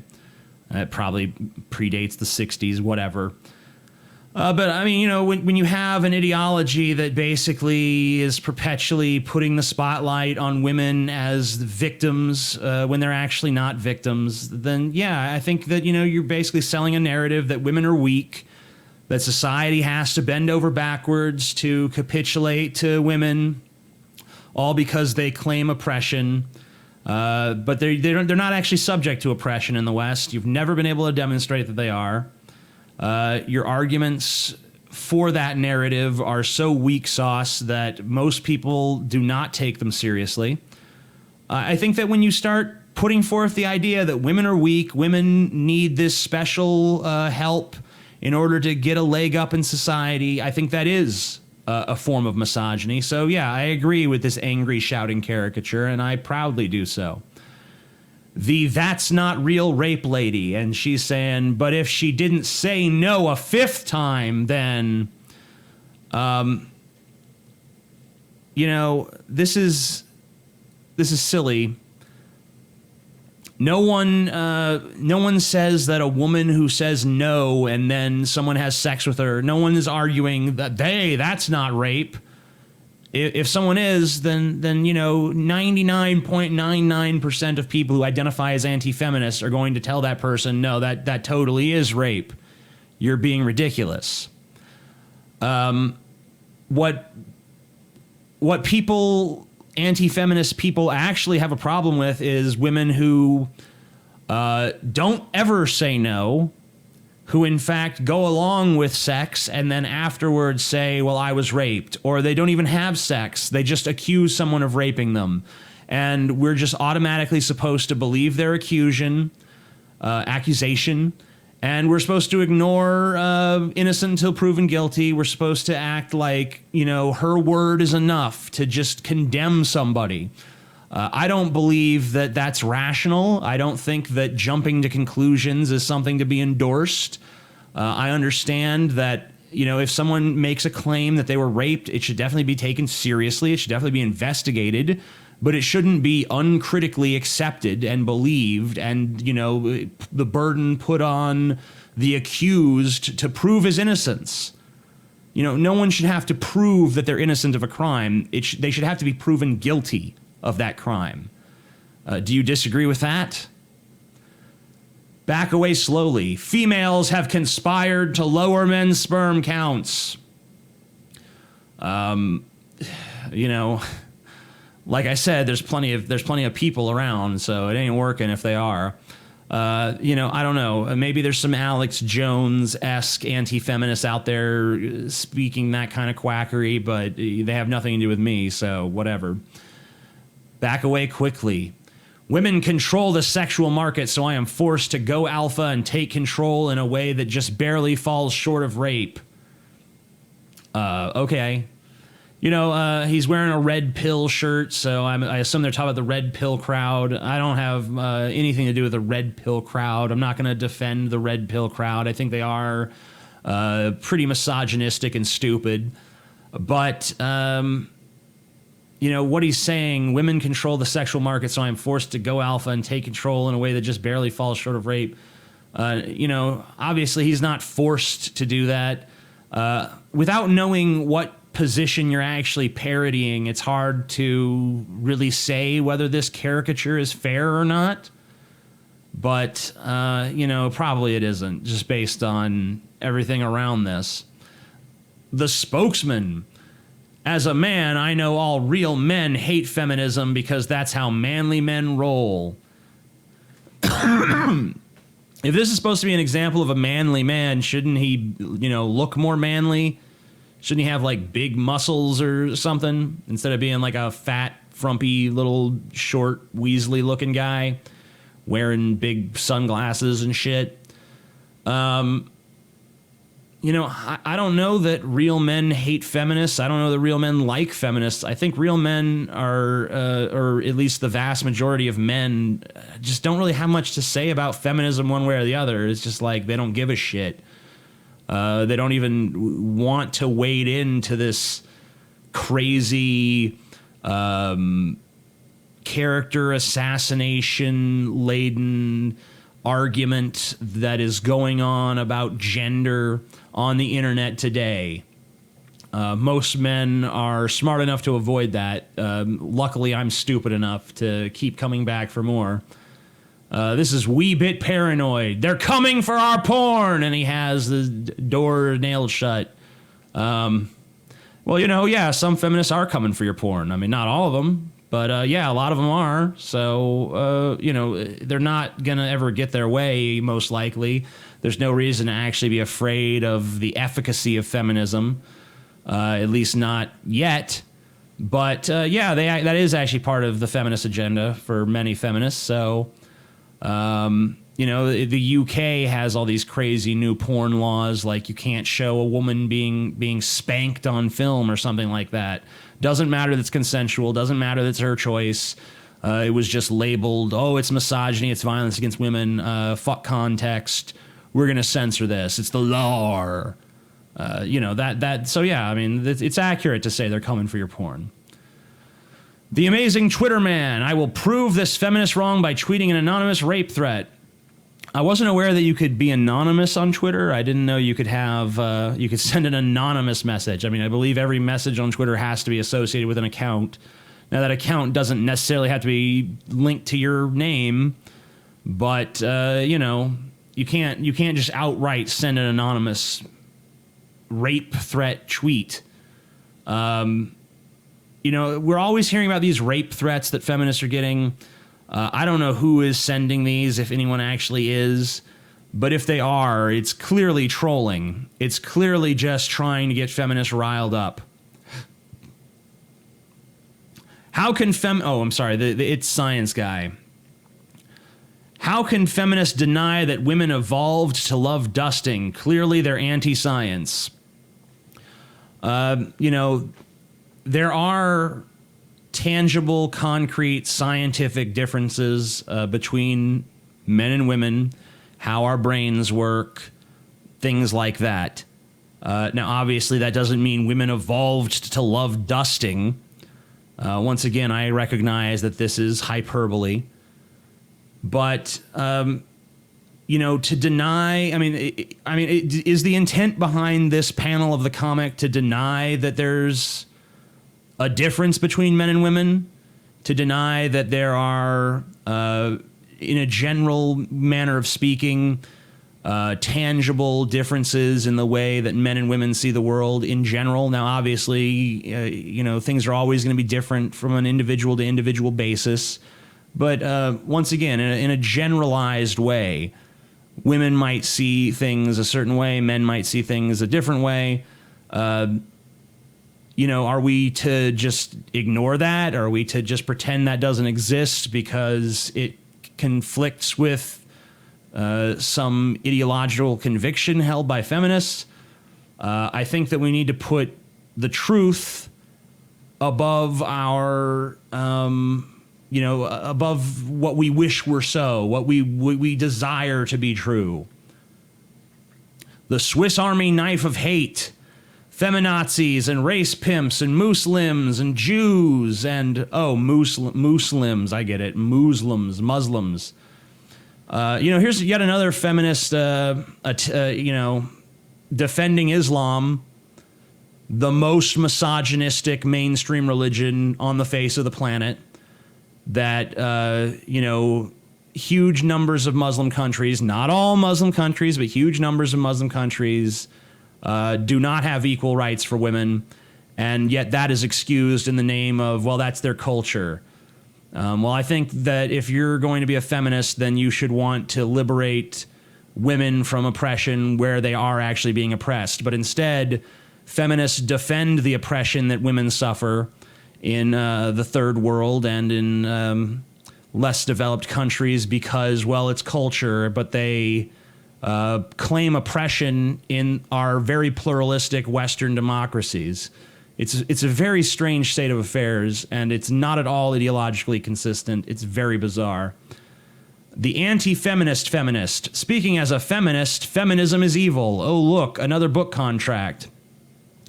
Well, feminists are always turning on each other, and of course, there's not just one type of feminism. There are many different feminisms. But yeah, I could see it's totally rational and reasonable that one tradition of feminism would clash with another tradition of feminism. The subject changer. And speaking of whatever it is you're talking about, male circumcision is worse than Hitler. Well, male circumcision isn't worse than Hitler. In fact, there's nothing wrong with circumcision. What there is a problem with is circumcision being done to people who can't consent to it. And you would think that the feminists would understand the value of consent, yet they think it's okay to mutilate little boys' genitals shortly after they're born without these men being able to say anything or raise any objection. I believe that, if you want to be circumcised, then sure, wait till you reach the age of reason, when you have a better and more fully formed sense of identity, and if you want a circumcision, you go get one. It's a relatively easy procedure. It's considerably easier for an adult to understand and endure and make that choice than for it to just be forced upon a child who has no idea what's happening. Just because there might have been a tradition where we crop children's ears at birth. Would people defend that if it was a time-honored tradition? Of course they would, because people are idiots. That's not really a subject changer, though, especially if feminists are talking about the inequalities faced by women in America. It's not a subject changer to talk about the inequalities faced by men in America. It's absolutely not. It's totally pertinent. The traditionalist. Women hold jobs now. I despair for the ruin of our once great society. Well, women have held jobs for quite some time,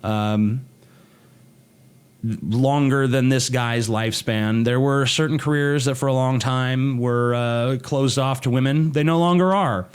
And, women to this day bemoan the lack of women in STEM fields and stuff, but then these very women, when they go to college, they go get a business degree with undergraduate in fucking gender studies or some stupid shit. And they'll fuck, we're not in the STEM fields. We're not in the STEM fields. Well, enroll in the fucking STEM fields, you dumbass. It doesn't just change because you wish it were so. Women actually have to make the choice to get into those fields before those fields change and become, more women in them. I mean, you basically want there to be more women in these fields, but you don't want to put the onus on women to actually join up. It's the men's fault. It's men's fault that careers that are predominantly done by men don't have women, even though the men are not doing anything to bar the women from entry.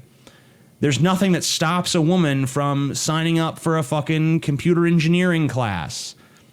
There's nothing whatsoever. In fact, I know some girls in STEM fields who are going to college to get that sort of education. And I asked them, do you find that there's barriers and hurdles when you're a woman? They said, no, actually, I feel like I get a lot of special concessions and everything is very conciliatory towards me. Now, that's completely anecdotal. Maybe I'm mistaken, whatever. I don't think so. The anti-male anti-feminist. Men can't be expected to refrain when women wear short skirts because all men are beasts. Well, that's true. If I see a girl in a short skirt, I mean, there's one thing on my mind and one thing alone, and that is rape.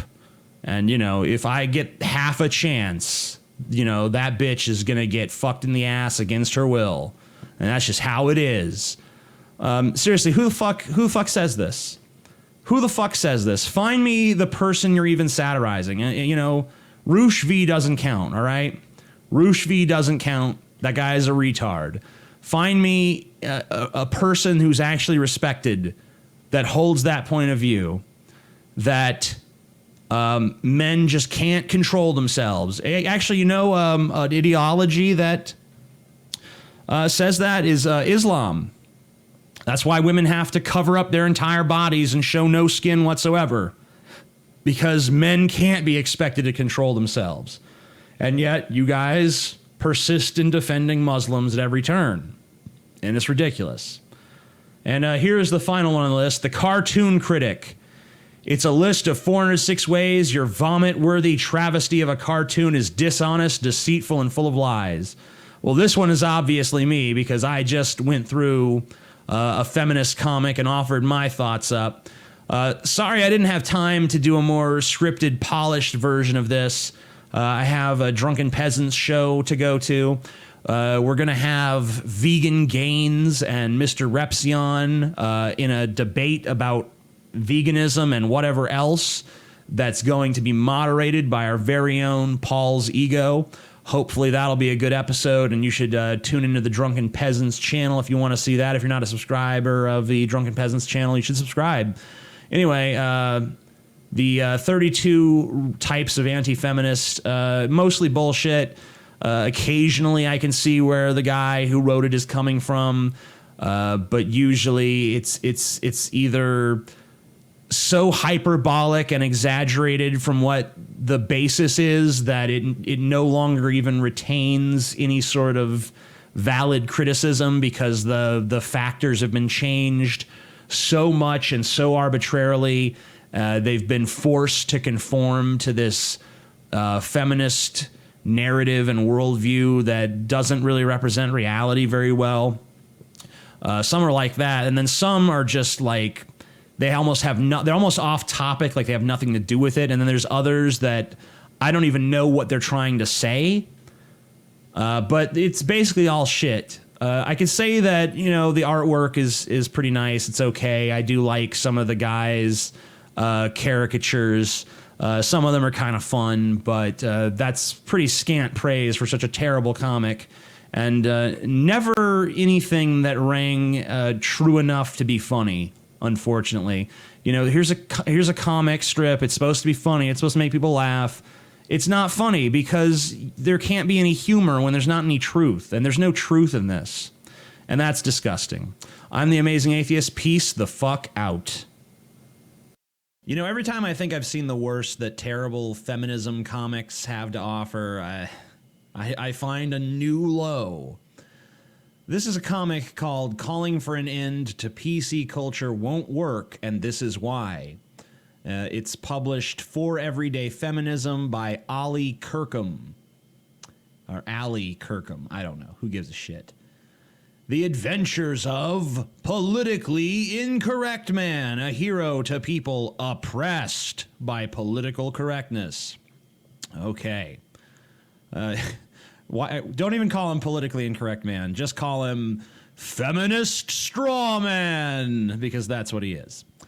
Anyway, so the comic begins with this white cis oppressor talking to this woman of color who you will notice is handicapped. He's probably trans too. Why the fuck not? And the guy says, "What do you mean I can't come in?" And she says, "It's a safe space for femme-identifying folks only." What's this folks shit? Folks? Fuck that. Look, I want to talk to my girlfriend. Just because I'm a guy doesn't mean I'm not safe. That's a good fucking point. You know, it's okay, it's a safe space. So what are you saying? I'm a danger to the safe space? If I'm there, all of a sudden people aren't safe anymore? And we could talk about the concept of safe spaces and how they're bullshit. I think that's already been explored. I mean, South Park has satirized it. Everyone from fucking Sargon of Akkad to Thunderfoot has broken down why the whole concept of a safe space is just nonsense, but I guess I'll do it again. Nowhere is safe, right? You don't get a safe space. No one fucking does. Welcome to Earth. It's dangerous and it's confusing, and you're not always gonna feel comfortable. All right? Okay. Next panel. Politically Incorrect Man shows up. Well, first, this bitch says, oh, I'm sorry, I called her a bitch. I'm obviously dehumanizing her. She says, I'm sorry, I gotta do the annoying feminist voice. "That doesn't change the fact that you're intruding." Intruding? And look at this smile on his face. He's not even listening to her. He's just looking at them titties. He's like, yeah, crippled bitch titties. I can't wait to put that woman of color titties in my cis white het male oppressor fucking mouth. Anyway, politically incorrect man says, political correctness run rampant. If your space was really safe, you'd want to protect men too. That's a reasonable point, honestly. I mean, I don't know. There's no refutation offered to this. I mean, there's nothing that the comic doesn't fucking, oh, you know, but then there's this witty rejoinder against him. It doesn't happen. Doesn't happen. That we're just supposed to look at his argument and be like, that is ridiculous on the face of it. So obviously and patently absurd. All right, so next panel, we're switching to a totally different narrative. It's a black guy and an old white woman sitting on a park bench talking. And the black guy says, after Michael Brown, Eric Garner, Sandra Bland, and dozens of others, I just get nervous if I'm pulled over by 2 white cops. I would be too, honestly. I mean, I'm nervous as a white guy. If I was black, I'd be twice as nervous. Maybe 10 times as nervous. I don't know. I can understand black dude being nervous being pulled over by the police. And then the woman says, then how can you call me racist for crossing the street to avoid women in hijabs? Women in hijabs. Wouldn't the natural comparison here be to she crosses the street to avoid black men? Since, you know, they're disproportionately criminal compared to the rest of the population. Wouldn't that be the natural comparison? You know, the black man is afraid of cops abusing their power, and the white woman is afraid of black men, you know, robbing her, killing her, raping her, whatever. You know, why would she cross the street for women in hijabs? I mean, you know, even if you hate women in hijabs, you're not going to cross. Oh, shit, there's some women in hijabs. Cross the street. You never know what women in hijabs will do. I mean, I guess they could be suicide bombers, whatever. And this guy says, because racism is grounded in the dominant... And this woman is also smiling. She just, like, in this comic, like, white people just love being schooled. We just love it when someone starts tearing our white bullshit apart. Anyway, politically incorrect man shows up, and why does he have a fucking camel toe going on there? Damn. Looks like he has 2 vaginas with 2 vaginal creases. I don't know. Minorities are racist too. Stop your PC culture privileging of non-whites. Okay. Yeah, I agree. I mean, minorities, I mean, it's not minorities are racist too. It's minorities can be racist too. It's just, you know, not by the new definition of racism. The definition of racism that says, oh, well, this guy, the black guy in this comic is starting to say it because racism is grounded in the dominant blah, blah, blah, blah, blah, blah, blah. You know, we can't be racist because we're black. So even if I'm a black person that hates white people, and even if I'm in a position of power over white people and I use that position of power over them, I'm still not racist because I'm black. And white people got so many advantages in society that it's just impossible for a black person to be racist. That doesn't make any sense. All right, so here's the next story. Fat bitch and a skinny dude walking around, and she says, being fat often means I don't get effective medical treatment. What do you give a fuck about effective medical treatment? Stop eating fucking Big Macs all day, you fat bitch. Goddamn, if you're so goddamn concerned about your health, realize that scientifically, it's not just like, I mean, you set all the fucking like fat is gross shit aside. Just medically, you're at greater risk for so many things by being obese. So if you're really so concerned about your health, maybe don't just blame the medical fucking establishment for all your problems. Maybe take some personal fucking responsibility and realize my fat ass doesn't need to eat this much. And if you do want to eat that much, and hey, this is a fat person talking to you right now, so you know that I do. Don't bitch about, I can't get proper medical treatment. Why? Are you too fucking fat to fit in the doctor's office? Jesus. And this guy says, well, maybe you need to stop making excuses and just lose some weight. Yes! Yeah! Yeah! What that fucking guy said. And then the woman says, I shouldn't have to lose weight to be, ow, hey, you pushed me. We don't actually see the action of politically incorrect guy pushing her, but I guess he did. And the politically incorrect motherfucker says, "You can't get mad at us just for speaking harsh truths. We're just worried about the obesity epidemic." Yeah. Yeah, sure. Why the fuck not? Okay, but now, this is where the comic gets quote-unquote interesting. This is when politically incorrect man's arch rival shows up. Look out, politically incorrect man. It's MX, respect for others. MX. How the fuck am I supposed to pronounce that? Mix. It's mix, respect for others. Yeah, and he says, drat. And I guess he's trying to throw stuff at her, but she's just invincible. But, you know, she got the booty on her, though, so, you know, whatever. And he's like, ugh, why do you want to stifle my free speech? And she says, don't be silly. I'm not stifling your speech. I'm exercising my right to speech. Okay. Well, we'll return to that in a moment. I'm not silly. I use my powers to protect people from out-of-control political correctness. No, you just yell whenever someone gets called out for being rude. All right, so let's just go through the examples of the comic before this point. There was a guy who wanted to fucking enter a femme-only safe space. And there was a guy who, a black dude who's scared of cops, but, you know, he calls it racist when a woman crosses the street to avoid people in hijabs. And then there was a fat bitch who didn't want to take any responsibility. So, yeah, I mean, the first guy, he fucking, all he wanted to do was just enter this femme-only space.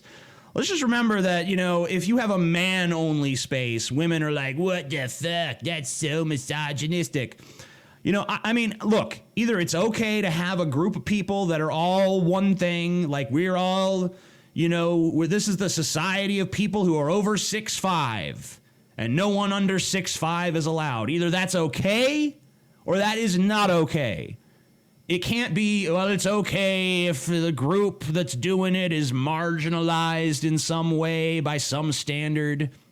No, fuck that. We don't need a double standard. We need one consistent standard. It's either okay or it's not okay.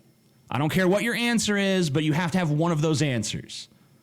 This fucking special exception shit has got to stop. The black guy, you know, as much as we can understand why he's apprehensive about the cops pulling him over, you know, he's still stereotyping.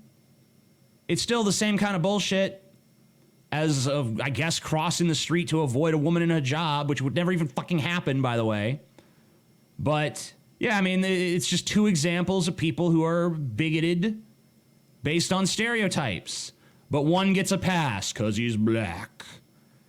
And then there's the fat chick who, you know, complains she can't get good medical treatment but doesn't want to take any personal responsibility. Yeah, someone should say to that fat bitch, lose some weight then. If you're that fucking concerned about your health, take some fucking personal responsibility.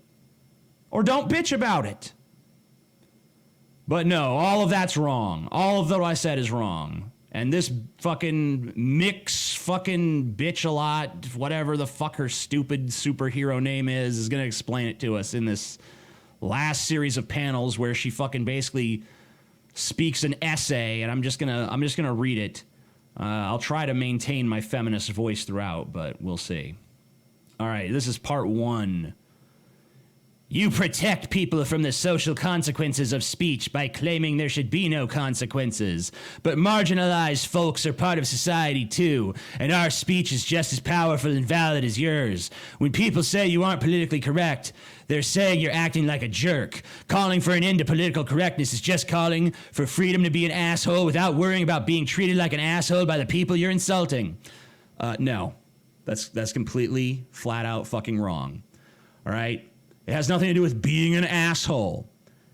Here's how freedom of speech actually works. Let's go back to one of these examples. Let's go back to the fat bitch. You know, she's walking down the street. She says, you know, I can't get good medical treatment. She's exercising her freedom of speech. The guy says back, you know, you just need to lose weight. Okay? You can say that's rude. I happen to think it's an accurate statement, but whatever. You could say it's impolitic to say it like that. But he's still exercising his freedom of speech. You know what the freedom of speech solution is for her? If she doesn't like that, she can say, well, fuck you then. Or she could say, I disagree. Or she could say, maybe you're right. She could say any fucking thing. That's freedom of speech. No one's trying to take that from her. At what point did politically incorrect man use violence against anybody in this fucking comic? Except for when he pushed the fat girl, but not, you know, we weren't dealing with a talented enough artist to actually show that happening. So it's just implied that it happened. But, you know, he's using words. Everyone is using words. Everyone has freedom of speech. No one in this comic was ever corralled and arrested for their opinion. All right. So here's the last fucking panel of this shit fest. All worn out? Good. You've been the big bully on the playground for a long time, but calling no tag backs when you smack someone doesn't work these days. Marginalized folks. What's this word, folks? Fuck folks. It's a terrible word. Are done putting up with your shit. Say whatever you want, but don't expect the groups you're marginalizing to be silent anymore. When have they ever been silent? When, like, okay, black people, maybe like in the slavery days, they were silent because they were afraid of the fucking whip or something. But as far as I'm concerned, you motherfucker, you social justice warrior motherfuckers, you don't have this reputation for being these passive little, oh, well, you know, we just, anyone who criticizes us, it's fine. But now we're changing, now we're getting strong. No, you guys have been assholes for a long time. You guys have been done putting up with quote unquote our shit for some time now. Because anytime anyone criticizes you, even when it's valid, you motherfuckers are like, yeah, I'm oppressed. But my oppression, you don't understand. I'm so fucking oppressed. Oh, you goofy fucking bastards. All right, so that was the worst feminist comic I've ever fucking read. Hope you guys enjoyed. This is from everydayfeminism.com. What if we treated all consent like society treats sexual consent? And 169 people have shared this, so it must be pretty insightful. Content warning, rape, and sexual assault. Consent around sex is ignored all the time, and it's not okay. These everyday examples of how we give consent for other things shows just how absurd it is to blame sexual assault survivors or to try to justify rape in any way. Here's some much-needed perspective on what consent really means. With love, the editors at Everyday Feminism. Now, here with me is my buddy Paul's Ego, and we're going to read some feminist comics. And first of all, just want to comment on how well drawn they are. Yeah, they look great. It looks like somebody really sunk some time in MS Paint. No, I mean, like, even for like shitty MS Paint drawings, they don't look good. Yeah. Like, here's an idea, like shading, maybe some kind of, you know, consistency with character designs, because they don't, I don't know, whatever. Something visually interesting would be nice. I guess that's not the point of this. The point is to educate us about what consent really means. So I guess I'll read the comics here, and we'll both comment. Wanna watch Pulp Fiction? Sure. 1/2 hour later. I'm not really liking this. Let's do something else. No. You said you'd watch the movie, so you're staying until it's done. The argument of a rapist. So I guess the equivalent here is if you're fucking a girl and, you know, midway through sex, she's like, I'm not, you know, let's not do this anymore. I'm not into it anymore. And then you just say, nope, I'm going to go ahead and continue fucking your pussy. Yeah, I haven't busted a nut yet, so we got to keep this shit going. I know ideas like that get floated a lot between just, you know, me and my friends. You know, it's just like, yeah, man, if a chick starts having sex, she can just continue even if she tells you to stop. And that's how society at large feels about it. Of course, yeah. No, society at large clearly agrees. You know, the thing that I hate most about this comic is actually that they claim someone didn't want to watch Pulp Fiction. I mean, come on. Yeah, I mean, who doesn't like Pulp Fiction? Everybody likes Pulp Fiction. All right, next comic. Thanks for letting me borrow your car. No problem. The next week. What are you doing? Borrowing your car. You said I could. You can't take my car whenever you want it. That's bullshit. You said I could have it once, so I should be able to have it all the time. Once again, where is this argument in society? Like, if a woman gives you the pussy one time, that just means you've got carte blanche. You're entree-vous into the pussy at any time of the day or night. Just like, hey, well, we fucked once. Come on, baby. I tapped that shit once before. Why can't I tap it some more?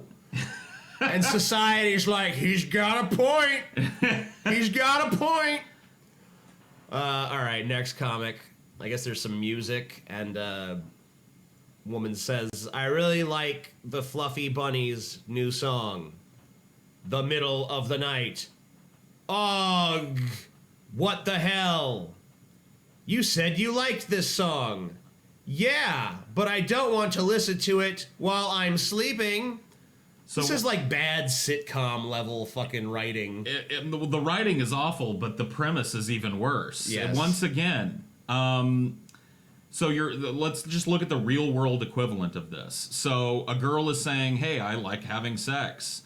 So that society clearly agrees that gives you carte blanche, once again, to just fuck her while she sleeps. Just come to her house in the middle of the night. Yeah, I'm just going to stick my dick right in this pussy. And she's like, hey. It's like, hey, you told me you like sex. And society at large is just like, he's right. Yeah. Once again, he's right. I mean, what world are they fucking challenging here? What alternate reality do these fucking people at Everyday Feminism live in? The only people that I could conceive of making these arguments are rapists. And society clearly doesn't agree with them.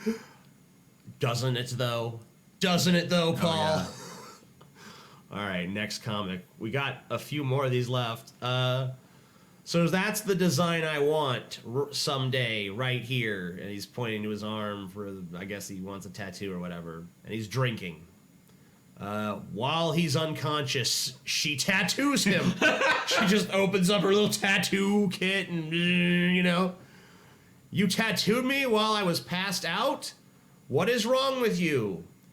You said you wanted it, but I didn't want it when I was unconscious and didn't know what was happening. Yeah, I guess I didn't realize that society was okay with just fucking unconscious women. Yeah, we missed that memo. Yeah. Apparently it is, though. And this is pretty much the same argument as the last one, so we don't have to spend much time on it, but this other one's kind of amusing. Thanks for making breakfast, sweetie. You're welcome. The next morning. Where's breakfast?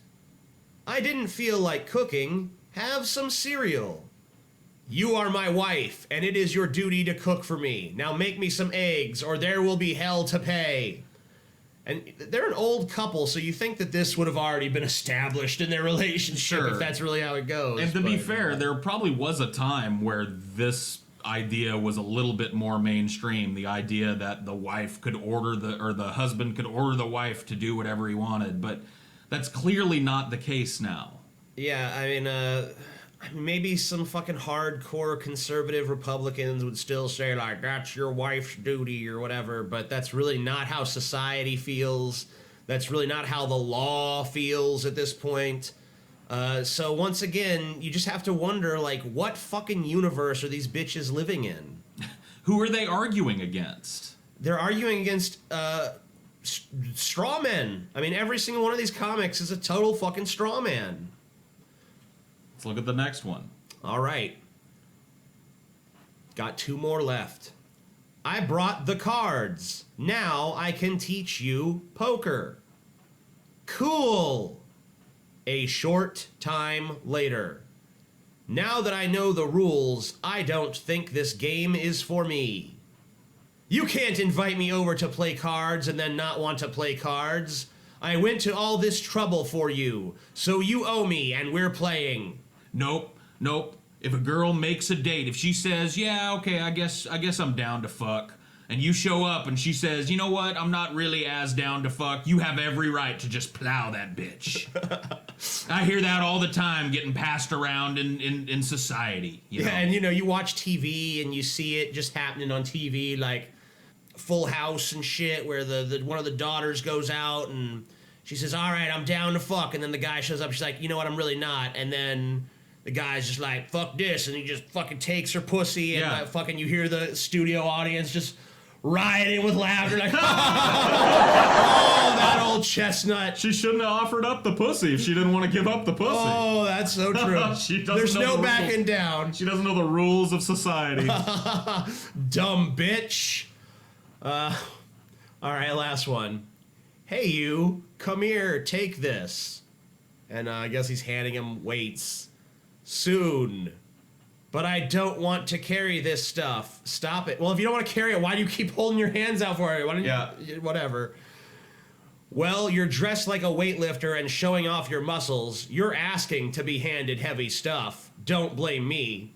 And the guy handing him this stuff is every bit as muscular as he is, so yeah. I don't get it. But yeah, once again, it's like, this is the old, like, oh, she was dressed where she was asking for it. Like, does that really seem like something that our culture in general is like, bitch was dressed slutty, so of course any man is free to take her at any time? Yeah, I know when I'm out and about and I see a hot chick dressed kind of sexy, I just know instinctually that I have access to her pussy. Yeah, I mean, you could take it. I mean, I just assume. You don't right? even have to ask. Why would she wear a miniskirt if she didn't want my penis in her vagina? Exactly just correct. A popular idea. And, I think anybody you talk to about that, probably if you did an opinion poll, 99% of the population would agree that, yeah, I mean, if a girl's dressed even slightly provocatively, you're free to rape her. I mean, it's not rape because she's already consented by what she's wearing. Obviously, we're being facetious here. This is ridiculous. Every single one of these comics just represents a total straw man. None of this is how society thinks. It's like Paul said earlier. This is just rapist logic. I mean, if you want to make a comic that's against rapists, just say fuck rapists. Yeah, don't couch it like how society views sexual consent, because that's clearly not true. We send rapists to jail here. People that think that they can fuck you once and then come back in the middle of the night and fuck you while you're asleep, we put them in jail. Okay? Nobody makes the argument that that's correct. Maybe Rouge V. Maybe Rouge V, yeah. All right, guys, that's all we got for today. Peace the fuck out. I don't know why I did the hand gesture even though you can't see me, but you'll be pleased to know I did. Hello, I'm the Amazing Atheist, and welcome back to another video. I don't really know how I'm welcoming you back since you just got here. Maybe I'm welcoming you back to my channel, but how do I know you just arrived? For all I know, you could have been binge watching me for the last 4.5 hours. Oh well, at any rate, welcome back! As some of you know, I believe morality is ultimately subjective, but before we get into that, I'd just like to say something ironic and self-defeating like, let's watch some videos and criticize other people's subjective assessments of morality. If you're scratching your head right now like, what's going on? I don't understand what's happening. I have enacted a slightly modified version of my role in the 168th edition of the webcomic Red Panels. You'll notice that the artist represents my moobs particularly well, but he just couldn't quite capture accurately the pallor of my skin. Anyway, like all good comic book artists, his work doesn't stand on its own, because that would be fucking passé. Instead, it's got 3 dense paragraphs of text to help you understand the message. Why didn't Bill Watterson ever think of that, huh? So let's take a look at what Mr. Panel, I mean, I'll call him that since I don't know his real name, has written here.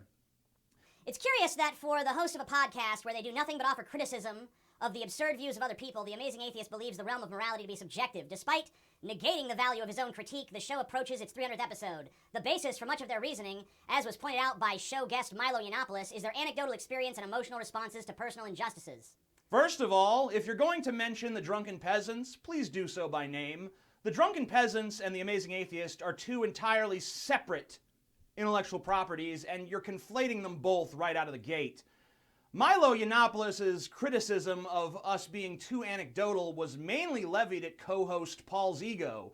Interestingly, in the wake of that episode, many viewers pointed out instances where Milo was being anecdotal, such as when he defended the priest who molested him as a young boy because it wasn't damaging in his experience.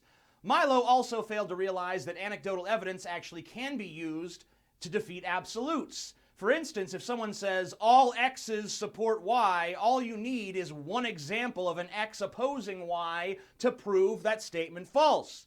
But we're really distracting ourselves from the biggest problem with this opening paragraph, aside from the fact that it exists to speak for a comic strip that should be able to speak for itself. The biggest problem here is, what is the connection between subjective morality and anecdotal evidence? Now, I'm not saying that no such relationship exists or that no argument can be made there. I'm just saying that you haven't exactly connected the dots, Mr. Panel. Maybe you connect them in paragraph 2. Let's take a look. Here's a suggestion, TJ. Perhaps morality ought to mirror the objectivity of another mental construction, mathematics. That is, it should be universalizable and internally consistent, lacking a logically sound reason to ascribe people, moral agents, any quantifiably greater magnitude of moral authority. They would not be differentiated. As such, it would be illogical and immoral for people to delegate moral agency to others that they do not innately possess. Example, it would not follow that even though I do not personally have the moral agency to stop you from smoking marijuana, I could somehow empower law enforcement to prevent you on my behalf. Taking this logic to its extreme, we'd arrive at the realization of libertarian anarchism. Well, here's my suggestion, Mr. Panel. Perhaps language choices ought to be discernible, and concepts under discussion ought to be judiciously assembled so as not to confound the assemblage with a glut of makeshift jargon designed primarily to advance a message of ideological purity as opposed to effectively communicating a point of contention. In essence, shut up your yammering face unless you're actually going to fucking say something! As far as I can tell, you think morality should be treated like math. Well, here's the problem. 2 + 2 = 4, and you can show that in a number of different ways. And it's true in almost any circumstance. The exceptions are things like 2 drops of water plus 2 drops of water may end up just being 1, albeit bigger, drop of water. But 2 carrots and 2 carrots is 4 carrots. 2 tits and 2 tits is 4 tits. I'm talking about the birds, not the breasts. Don't be perverted. It's nice and clean, and it's easy and measurable. There is no morality arithmetic. Is it right or wrong to spank children? Is it right or wrong to get an abortion? Is it right or wrong to allow euthanasia? Is it right or wrong to kill a murderer? You may have your answers to these questions, and so may I, but there is no universal agreement, and there is no simple equation we can all defer to and say, well, we figured out the morality of abortion. We've looked at every single factor, and we know 100% where human life truly gains its sentience and deserves its own rights. You know, the funny thing about everyone who claims to have objective morality is that none of them can agree on what it is. Oh, we found it. We found objective morality, you guys. There it was. It was behind the dildo chest the whole time. You know, things that are objectively true are genuinely not a source of much argument. Now, there are exceptions, like evolution or climate change, where people deny science based on faith and fantasy, but for the most part, objective reality speaks for itself. 2 + 2 is objectively 4. Everyone comprehending what I'm saying in this video right now is objectively a human being because no other life form that we know of is capable. If I chop off my balls and throw them in a blender, they are objectively gone forever. But whether or not it's right to get your baby circumcised, there's no objective answer to that. Only opinions, only different value systems in competition with one another. In fact, you can find objective moral people on both sides of the issue. It's objectively wrong to mutilate that poor baby. It's barbaric. Well, it's objectively wrong not to mutilate that baby. It's God's will, or it's tradition, or girls like them that way, or this will help with disease, or whatever reasoning they give. All right, now we're getting too verbose here. Let's just get to your final fucking paragraph. How about that? As I suspect that you'd find the notion of true libertarianism to be too emotionally unsettling, at least legitimize your absurd subjectivism by living up to it.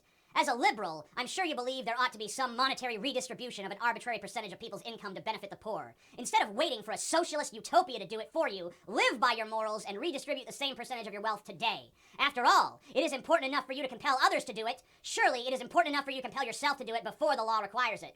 Well, if you're asking me to give to charity, I already do. In fact, I would like to urge everyone watching this to help me reach the $200,000 goal on my Extraordinary People Daring to Actually Help Women campaign.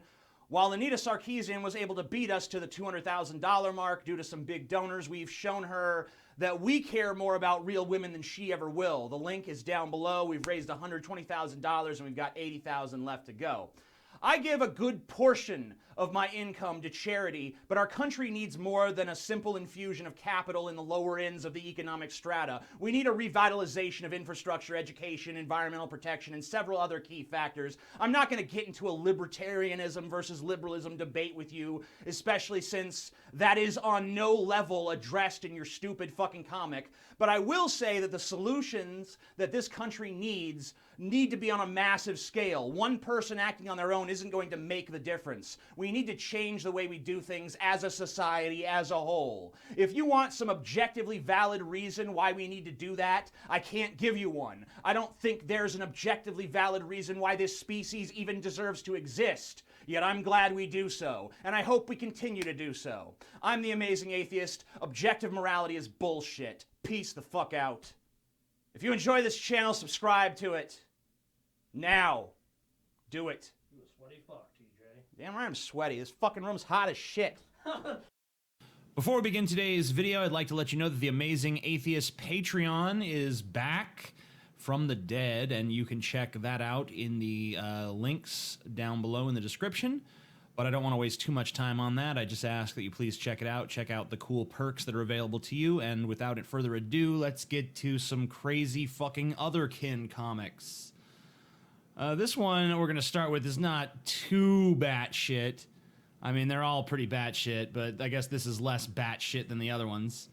Here's person riding a bike. Biking reminds me of flying. My wings are enveloped by the freeing wind. Wow. Yep. So, I guess if you're a person with the soul of a dragon inside you, the closest you can get to flying is riding a bike. You know, I think it would be like, you know, hang gliding or something like that. But I guess the hang glider gets in the way of your phantom wings.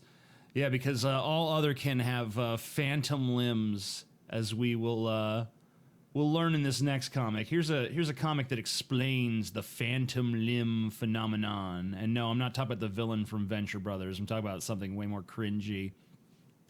So here's a phantom limb is the sensation that a limb is physically present when it is not. Neurological explanation. The relevant portion of the brain is still there, so it feels as if the limb is still there too. But disregard that shit. We're gonna go with the spiritual explanation. The spirit also stays intact, even if the body doesn't. This has to do with chakras and the astral plane. Oh yeah, chakras in the astral plane. Harmless beliefs, harmless beliefs. Phantom limbs are also experienced by therianthropes and otherkin. The difference is that these don't follow a human-shaped template. We may feel wings, tail, or any such thing. Yeah, I have a phantom penis, you know? It's fucking 11 inches long and as thick as a fucking Coke can. Yeah, that's my phantom penis, you know? My real penis, shriveled little piece of shit, but my phantom penis, huge, impressive, a monument to the phallic. We know there's no physical counterpart to these limbs. They're not visible to plain sight, and they pass right through everything like a ghost. It's almost as if they're not even fucking there. However, there are odd exceptions where a phantom limb responds to a physical object as if both were equally tangible. Okay. This is almost akin to believing that someone who suffers from an actual phantom limb, someone who's had a limb removed, or, you know, lost it in an accident and they still feel it sometimes, it'd be akin to saying that they can somehow reach out and grab something with their phantom limb, and sometimes it works, you know? Except it doesn't ever work because they're not there. There's also instances where people respond to the limbs as if they could see them, and it shows a diagram of people walking around the wing, his magical angel wing, or whatever the fuck it is. I'm assuming that these people are just like, look at that weirdo, give them a wide berth. We don't want to walk too close to that freak. But no, I'm sure it's because on some deeper level they sense the presence of the phantom wing. Rarest of all, sometimes physical objects respond to the limb's presence. Oh, this, of course, it's the rarest of all. His wing, or no, I'm sorry, not his wing, his tail is is jamming the elevator door. Hey, what's jamming the elevator door open? What's jamming the elevator door open? Well, it's a big log of bullshit, honey. That's what's jamming the elevator door open. The elevator door won't close because it's stuffed full of unbelievable bullshit. So that's the explanation of phantom limbs. Now that you understand that, let's read this comic here. There's a girl. She's obviously an otherkin or a Therian or whatever the fuck other bullshit terms these people have come up with for this fucking undiagnosed disorder. She's walking down the street and she's just thinking grumbly thoughts. I'm pissed because no one understands that I'm a dragon or whatever the fuck I am.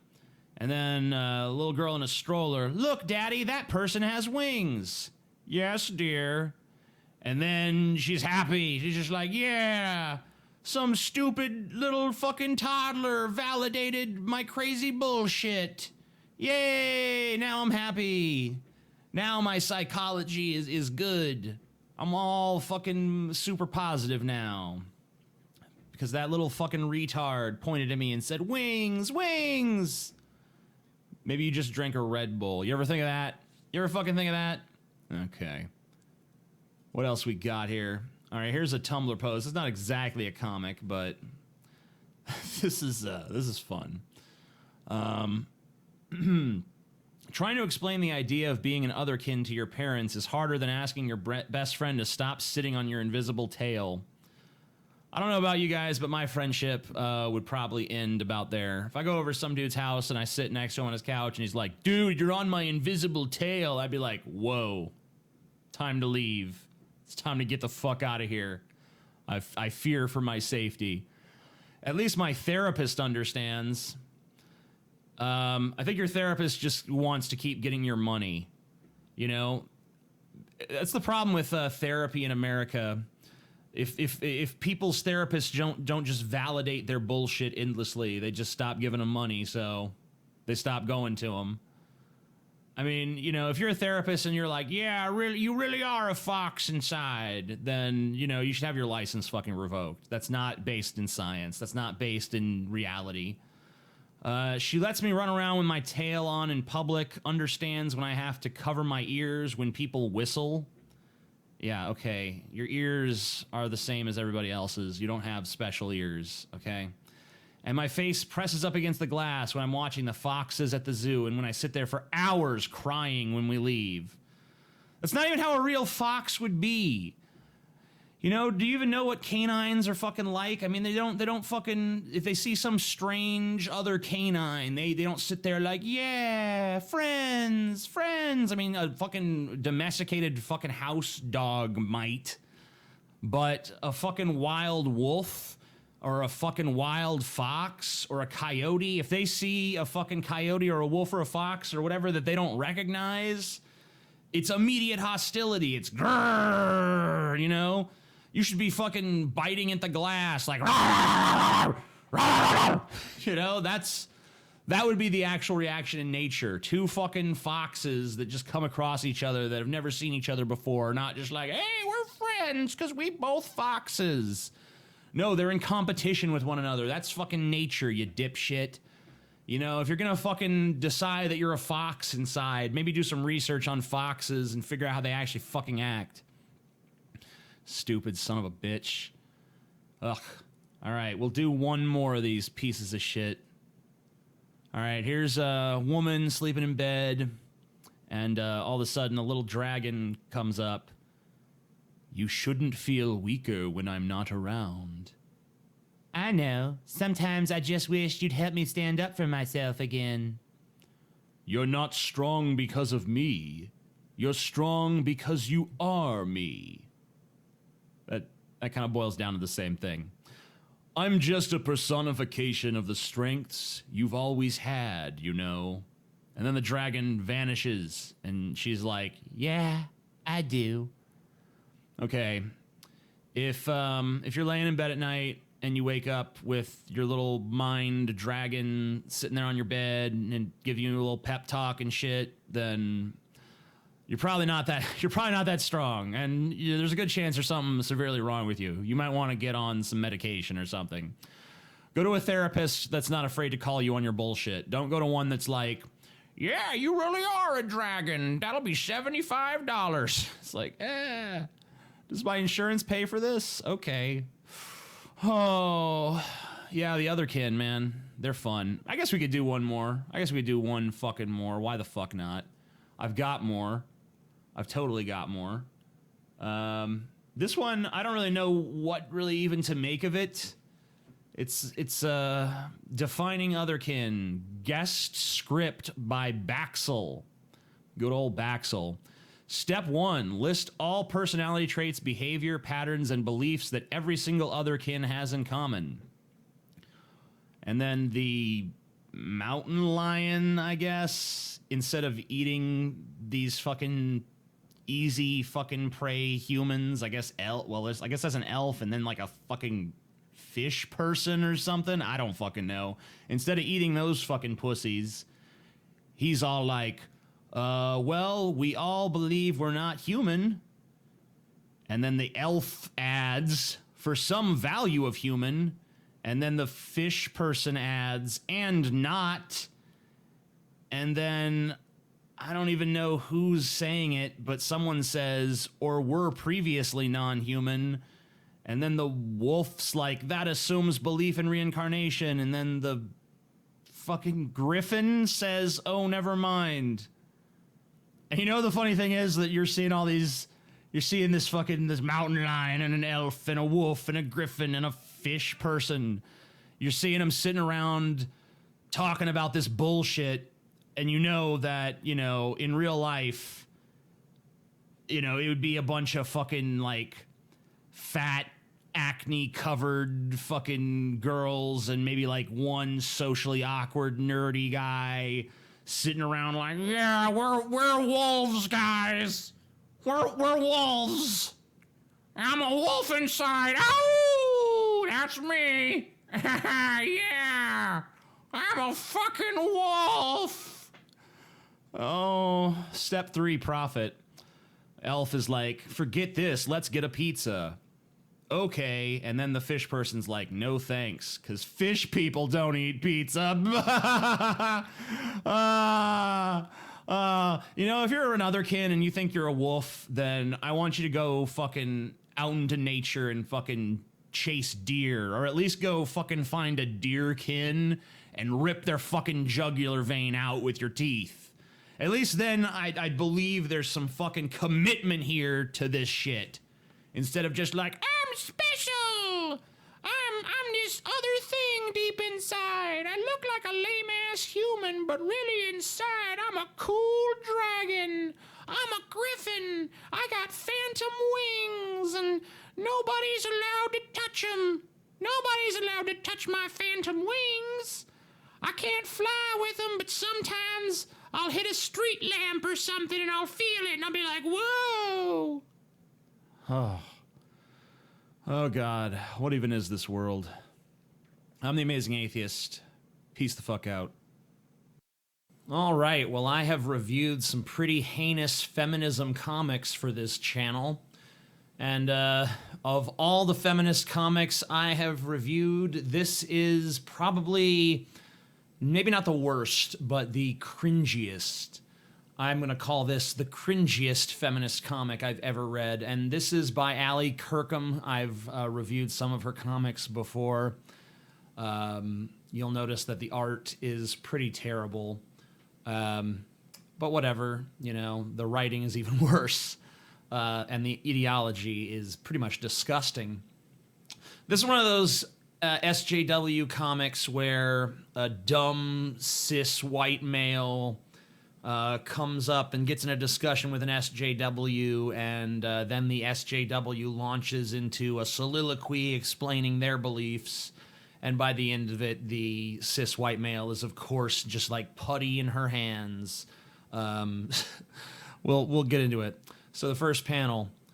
Ugh, I don't get it. Cis, trans, pan, bi, intersex, het, monosexual, polysexual, polygamous, ace, RO, POC. Identity politics is all about labels. Why do you want to put yourself in a box? Just even sitting here listing all of that shit is kind of a big criticism, isn't it? See how long it took him to get through that fucking list? And that's a small fraction of the identities invented by these people so that they can feel special. So anyway, here's the response. Self-identification... Fuck me. Self-identification isn't limiting, it's liberating. If you insist on calling me a girl, that feels like a box. Okay, well, you're clearly a girl. But if I'm allowed to identify as gender fluid, it's more like a garden. That's the metaphor they're going with. Gender identity, all these identities are like gardens. And of course, this guy reasonably asks, what does that even mean?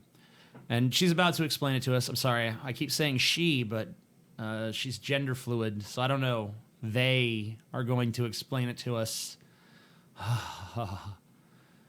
When I first started exploring my identity, it was full of all the things you'd expect to find as part of our culture. As a garden, it was... And I'm gonna warn you guys, what I'm about to read is terrible. It's fucking terrible. As a garden, it was made up of heteronormative hedges and binary bushes and frail femininity flowers. Fucking frail femininity flowers. Ouch. The entire English language just recoiled in horror at that fucking combination of words. She goes on to say, it didn't feel right for me. Yeah, okay. So I started doing some hard work, but I guess yard work is also applicable. Cutting back or pulling out the things I didn't want and carefully planting and encouraging things that felt like they fit me better. I mean, your identity shouldn't be something that, oh, well, culture just set my identity and now I'm fucking gonna customize it. I mean, that's not how identity should work. Your identity should be something that's just rooted into you. You know, if your garden is meant to be full of all sorts of weird, crazy, exotic bullshit, then that's just how it would naturally be. You don't have to sit there and fucking cultivate it into that. You know? All this bullshit, like, gay people are born fucking gay. It's not because they were inculcated into straight culture and then they just fucking made some changes to their inner fucking garden and then they became gay.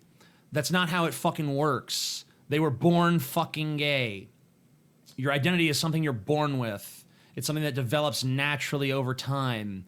It's not something that you have to sit there and cultivate and work at. I mean, you're basically just admitting tacitly here that it's bullshit. That it's just some shit you made up to feel like a special fucking snowflake. All right, well, she goes on to say, some people don't see any validation or appreciation for their background in the culture as a whole, so that becomes a large part of their identity. Yeah, I mean, our culture cannot simultaneously embrace everyone. I mean, I don't fucking identify with mainstream fucking American culture for the most part. I think popular music is fucking drivel. I think most of the movies that are made suck.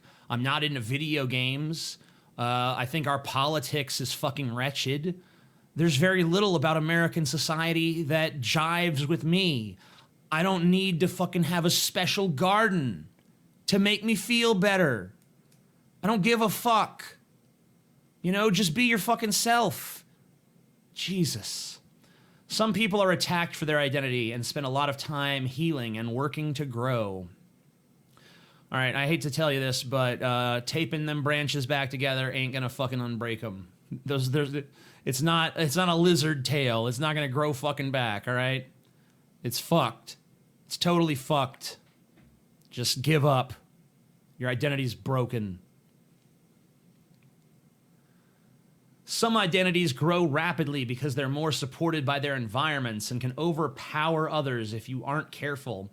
Just like it would be rude to let your honeysuckle strangle your neighbor's begonias, it's also rude and can be very harmful to let your heteronormativity erase his bisexuality.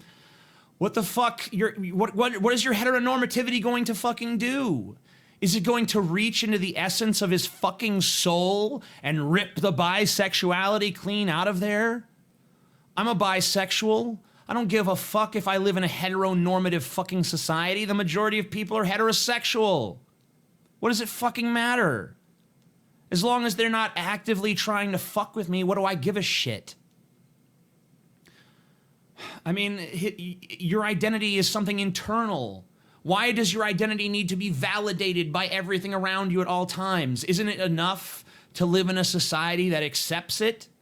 Do they have to, why do they have to fully fucking embrace it into their fucking arms and tell you what a fucking good boy or girl you are? Or good gender fluid identity person? Aww. Come on. Grow the fuck up. It's not a bad thing to be straight or white or cis or male if that's who you are and you've never had to question it, that's fine. I love how you act like society is just made for fucking straight cis white men. And it's just totally dominated by that and no one else even fucking gets a word in edgewise. Okay, I don't know if you've been paying attention, but plenty of points of view are out there. Plenty of points of view get fucking recognition. Plenty of fucking points of view get airtime. I mean, all of America is fucking pretty much down with the LGBTQ thing. Fucking Donald Trump in his fucking speech was fucking standing by gay America. A fucking Republican went up on stage at the National Convention and got fucking a roaring cheers for saying he's proud to be fucking gay. This is not some fucking super repressive country that's just fucking got its boot heel at your fucking neck. I get so upset about these things. Whatever. But it is a problem when people attack someone else's identity or tell others how to manage their own identities, and it's important to respect that someone who has nurtured and cared for their identity knows what's right for them. So what if their identity is fucking horrible? What if they're a black person and part of their identity is going around saying kill fucking white people? Is it really wrong at that point for me to step in and say, excuse me, I'm gonna go ahead and disagree with you there. I don't think it's right for you to talk about killing me on the basis of my fucking skin color. If a black person wants to fucking, revel in like African culture and give themselves like an African name or something, wear traditional African outfits, and they say, oh, this is my fucking identity, I strongly identify with my cultural background. I don't give a fuck about any of that. Go ahead, it's fine. No one gives a shit. But if they want to fucking say kill Whitey, fuck that. I got something to say about it. They go on to say, it's wonderful that we live in a world where people can explore their identities and grow into something they're happy with. It's even more wonderful when they feel comfortable enough to share what they've made with the world so that other people have the opportunity to grow from it as well. Oh my God, just fucking, why don't we all just join hands and sing fucking Kumbaya, for fuck's sake? I'm sorry, would that be appropriating some culture somewhere? I don't know who invented Kumbaya. And this shit about, oh, we're all gonna share with each other and we're all gonna grow from each other's identities and stuff. That's fine, but every time people from one culture try to use shit from another culture, the SJWs are the ones leading the fucking charge. Cultural appropriation, it's wrong, it's bad. Fuck that shit. So it goes on even more.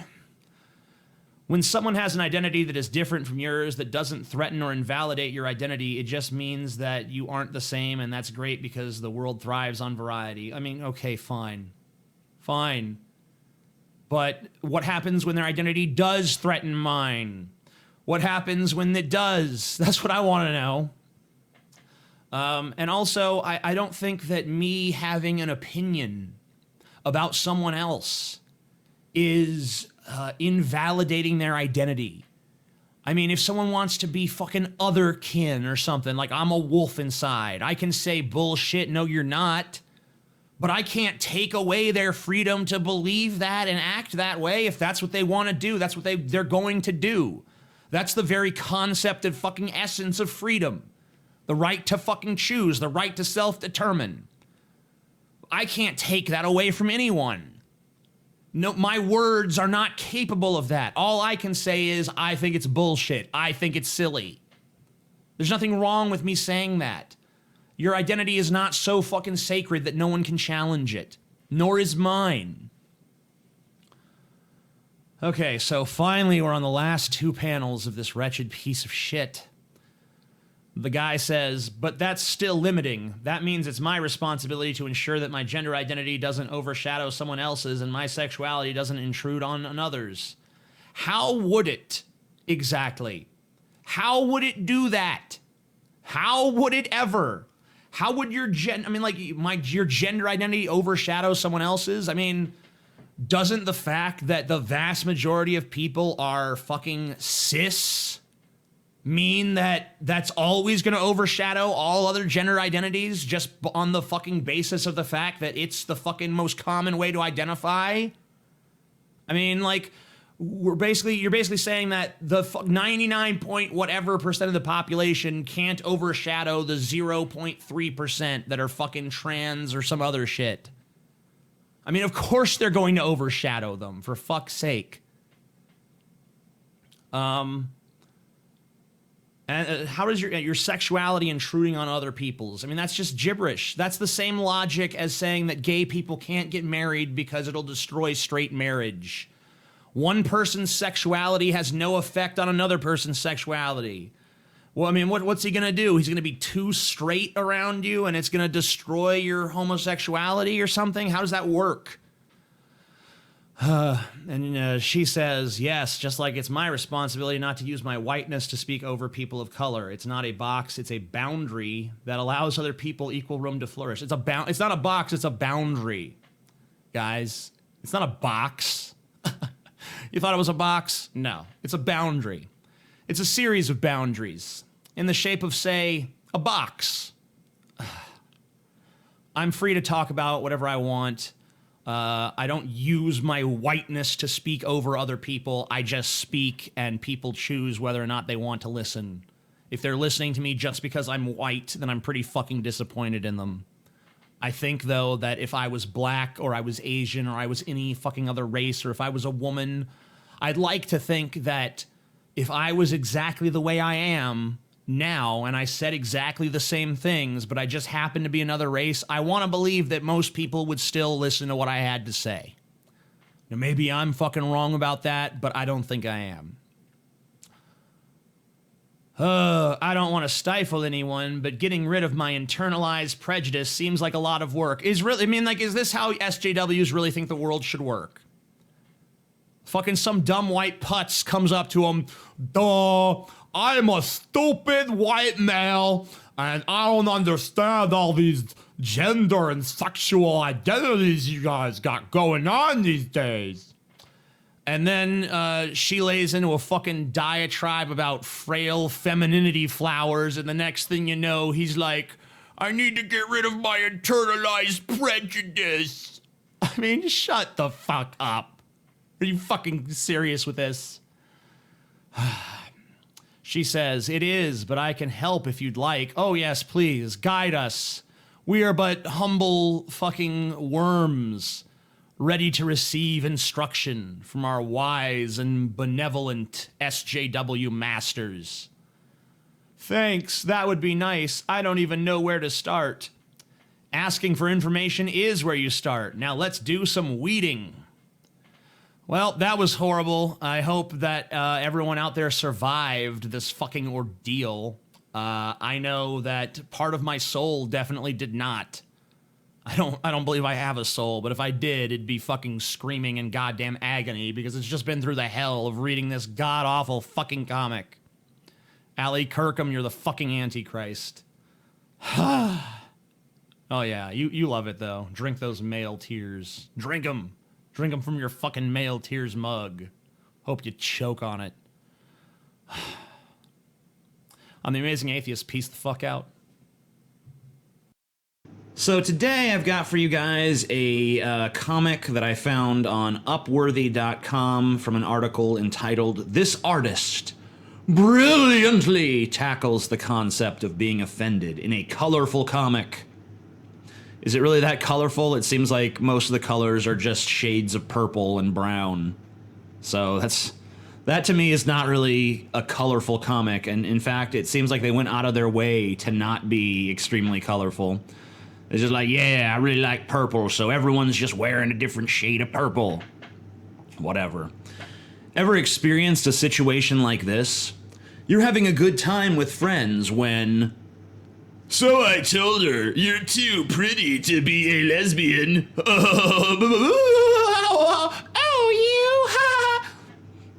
You cannot just let it pass. That is offensive to my sensibility. What happens next is all too common. It was just a joke. Get a thicker skin. Offense is taken, not given. Everyone's offended by something. For lots of folks, offended implies a wounded ego or affronted sensibilities. How dare you make such unflattering remarks about cat people? So I guess this comic says it's okay to make fun of, the message I'm getting from this comic so far, it's okay to make fun of cat people, not okay to make fun of lesbians. Why not? What's the difference? I mean, they both love pussy, but you know what I'm saying? No, seriously though, why is it, you know, where is this, where you're just drawing a line in a very arbitrary place, like, oh, you know, cat people, that's off fucking limits. Oh no, that's fine.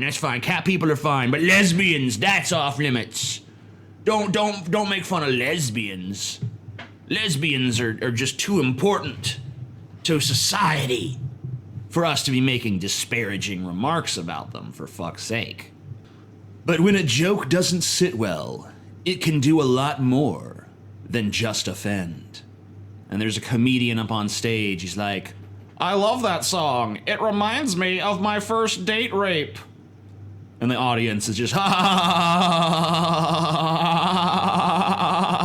ha.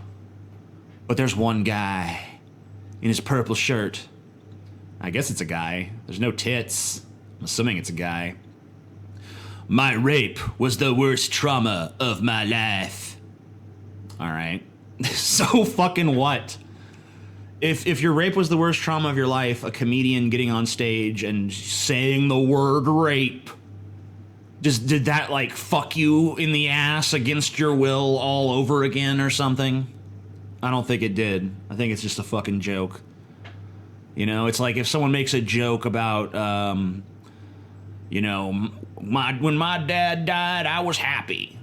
I'd be like, well, I was really sad when my dad died. This joke hurts me. You know, here's the thing. When we talk about something being offensive, Often, what we really mean is that it's harmful. Oh, I see. It's not really just offensive. What it really is, guys, is harmful. Because words hurt now. Remember that old kindergarten saying, sticks and stones will break my bones, but words will never hurt me? Or I'm made of rubber, you're made of glue, whatever you say bounces off of me and sticks to you, you know? All those things we teach children so they can deal with mean things other people say. Just sweep that under the rug. That's gone now. From now on, just take fucking offense to everything. You know, just be offended at will. It's cool. Don't worry about it. It's just a joke. How is it harming anyone? It's only words. Those fools. Soon feminism will show them the way.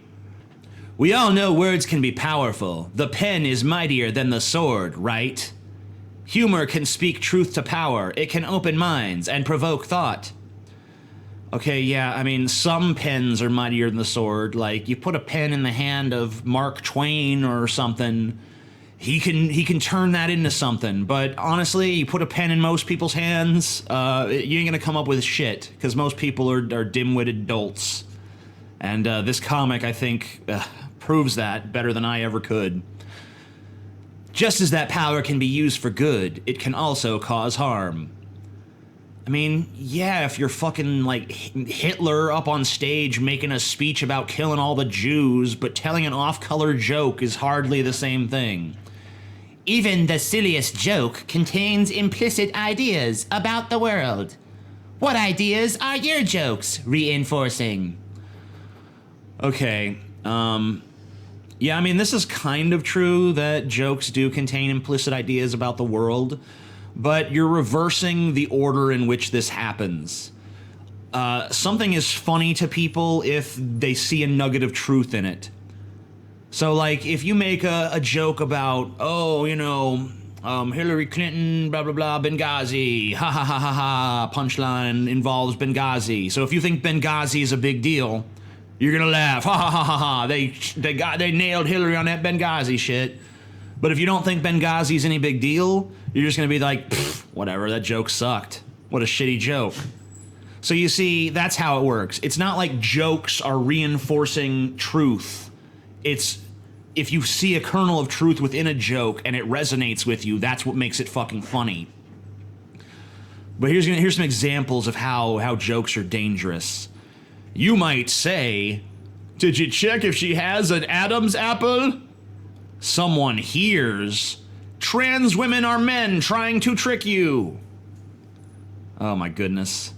You say, he belongs in special ed. They hear, it's cool to demean people with disabilities. It's cool? Who the fuck gives a shit about what's cool? This is not fucking high school. No one gives a shit. Except for like a fringe group of whiny faggots. Oh shit, did I just say faggot? Oh, I just implied that it's cool to demean people of other sexualities. Oh my goodness gracious, I'm a bad person. Oh God. You say, I'd never get laid if it weren't for date rape. They hear, sexual violence isn't as serious as everyone pretends. Well, no, I mean, if sexual violence weren't serious, then that joke wouldn't be funny. If it was no big deal to go out and date rape someone, then you wouldn't use that joke, because the joke is reliant upon shock humor. I'd never get laid if it weren't for date rape. The whole fucking premise of the joke is, oh my God, aren't I so shocking? Aren't I so edgy? You know, all these words, people are like, oh, he's an edgelord. Well, you can't be an edgelord if no one thinks what you're saying is edgy. So, if you say that date rape isn't serious and that's what everyone really thinks, then that joke wouldn't be funny. I mean, it's not funny anyway, but it wouldn't even make sense as a joke. And then the guy's like, oh, come on, everyone knows rape is serious. Do they? Statistically speaking, there are rapists in your audience. Yeah, I'd like to see those fucking statistics, bitch. Arguments about offense often go nowhere. Maybe it's time to change the conversation. She's too pretty to be a lesbian. I know you're joking, but you're spreading ideas that hurt people. Oh my goodness gracious. Yeah, that's gonna go totally different than the I'm offended conversation. Here's how the I'm offended conversation goes. I'm offended. No one gives a shit. You're spreading ideas that hurt people. No, I'm not, and no one gives a shit. See? It's just as easily defeatable. But here's the closing panel. I know you're all eager to see how this all wraps up. We need to expand the discussion to talk about the real impact words have, because free speech isn't free when someone else has to pay the price. Wow, you want to talk about dangerous ideas being spread through words? There's your fucking example. Saying that freedom of speech is not important because, if you say the wrong thing, then you might hurt someone else's feelings, and that's not right. So basically, we need to curtail freedom of speech in order to protect the feelings of butthurt people. Yeah, okay, that to me is far more dangerous than some guy making an off-color joke. Like, oh, if it weren't for date rape, I'd never get raped. Oh, yeah, oh, date rape, woo! I love date rape. Date rape! Oh, I want to rape all the dates. But no, I mean, like, this comic, the message is terrible. It's like way up here in the fucking hierarchy of concerns is oppressed people's little fifis. Oh, their feelings might get hurt. Oh, no. And then way down here is, oh, yeah, freedom of speech. Well, you got freedom of speech as long as you don't say anything that anyone might get butthurt about. Well, I hate to break it to you, you stupid fucks, but freedom of speech exists to protect unpopular speech, not popular speech. It exists to protect speech that people might take issue with, not speech that everyone's just like, ha ha ha ha. You're gonna have a bunch of comedians getting on stage saying like, hey guys, why'd the chicken cross the road? Get to the other side! No, the chicken crossed the road to go date rape another chicken on the other side. How about that shit, bitch? This comic sucks. It's bad logic, terrible message, not at all colorful. It's just fucking different shades of purple and brown and black and white. That's not colorful. I guess at the very end they have a rainbow, but it's crossed out because oh my god, they're hurting them poor lesbians' feelings, y'all. Hurting them poor lesbians' feelings. And it's a bakery. I mean, I'm sorry, but haven't these like bakery cases like traditionally been won by the LGBT people? Not the bakeries, not the pizza shops, not the places that try to deny gay people. Haven't they all been won by the gay people? Most of them have, I believe. So, yeah. This comic's stupid. And did you really expect it to be smart? No, you didn't. I'm the Amazing Atheist. Subscribe if you're not. Peace the fuck out. Yeah. Hey everybody, it's me, the Amazing Atheist. I'm sitting here with my buddy Paul's Ego. What's up, everybody? And we're about to take a look at something we saw on the Daily Dot. It's an article called "The Comments on This Comic About What It's Like to Be a Woman Online Prove Precisely Why It Exists." Isn't that great? It just works out that way. Neat. Alright, so the article starts off by saying, it's not unusual for Sylvia Karras to create comics about female and non-binary experiences. Well, what is she? Female? Non-binary? Because how can she speak for something she's not? Exactly. That's against the tenets of feminism. If she's a female, how can she purport to speak for non-binary people? And if she's non-binary, how can it purport to speak for females? Anyway, her latest comic, titled "The Internet is Great If You're a Man," is another great example. However, this time, men were the ones who had something to say about it. So we're going to take a look at the comic, first of all. Do you identify as not male, and are you on the internet? Yes, I do. And yes, I am. Great! Here are some terms and conditions that come along with that. Are you about to share an opinion any men might disagree with? Yeah. Then get ready to meet Bob and his sexist friends. What?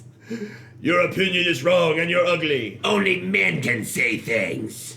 This was clever only if you go out with me. Okay, so let's pause right there. And Paul, what are your thoughts on this so far, buddy? I hate to have such a shallow opinion of it so far, but it sounds like bullshit so far. Anybody that goes on the internet hears shit they don't want to hear, not just women and non-binary people. Yeah, I mean, like, have you... I've never... Let's just go through this list of things they say. Your opinion is wrong and you're ugly. Yeah, I've heard that. Yep. Only men can say things. I've heard the inverse of that. I've heard women say that men should not say anything and only women can talk, and this is a women's space. So there's that. And then there's the "that was clever only if you go out with me" one, which I guess I haven't heard that, but I don't think either of the fucking... I don't think the author of this comic has ever heard that either. Would it shatter your fucking world if you heard that? No. Oh. I would just say fuck off and block that person. So we'll continue on with the comic. Are you posting a selfie? Yeah. Then meet Frank and his creepy friends, ready to make you feel uncomfortable.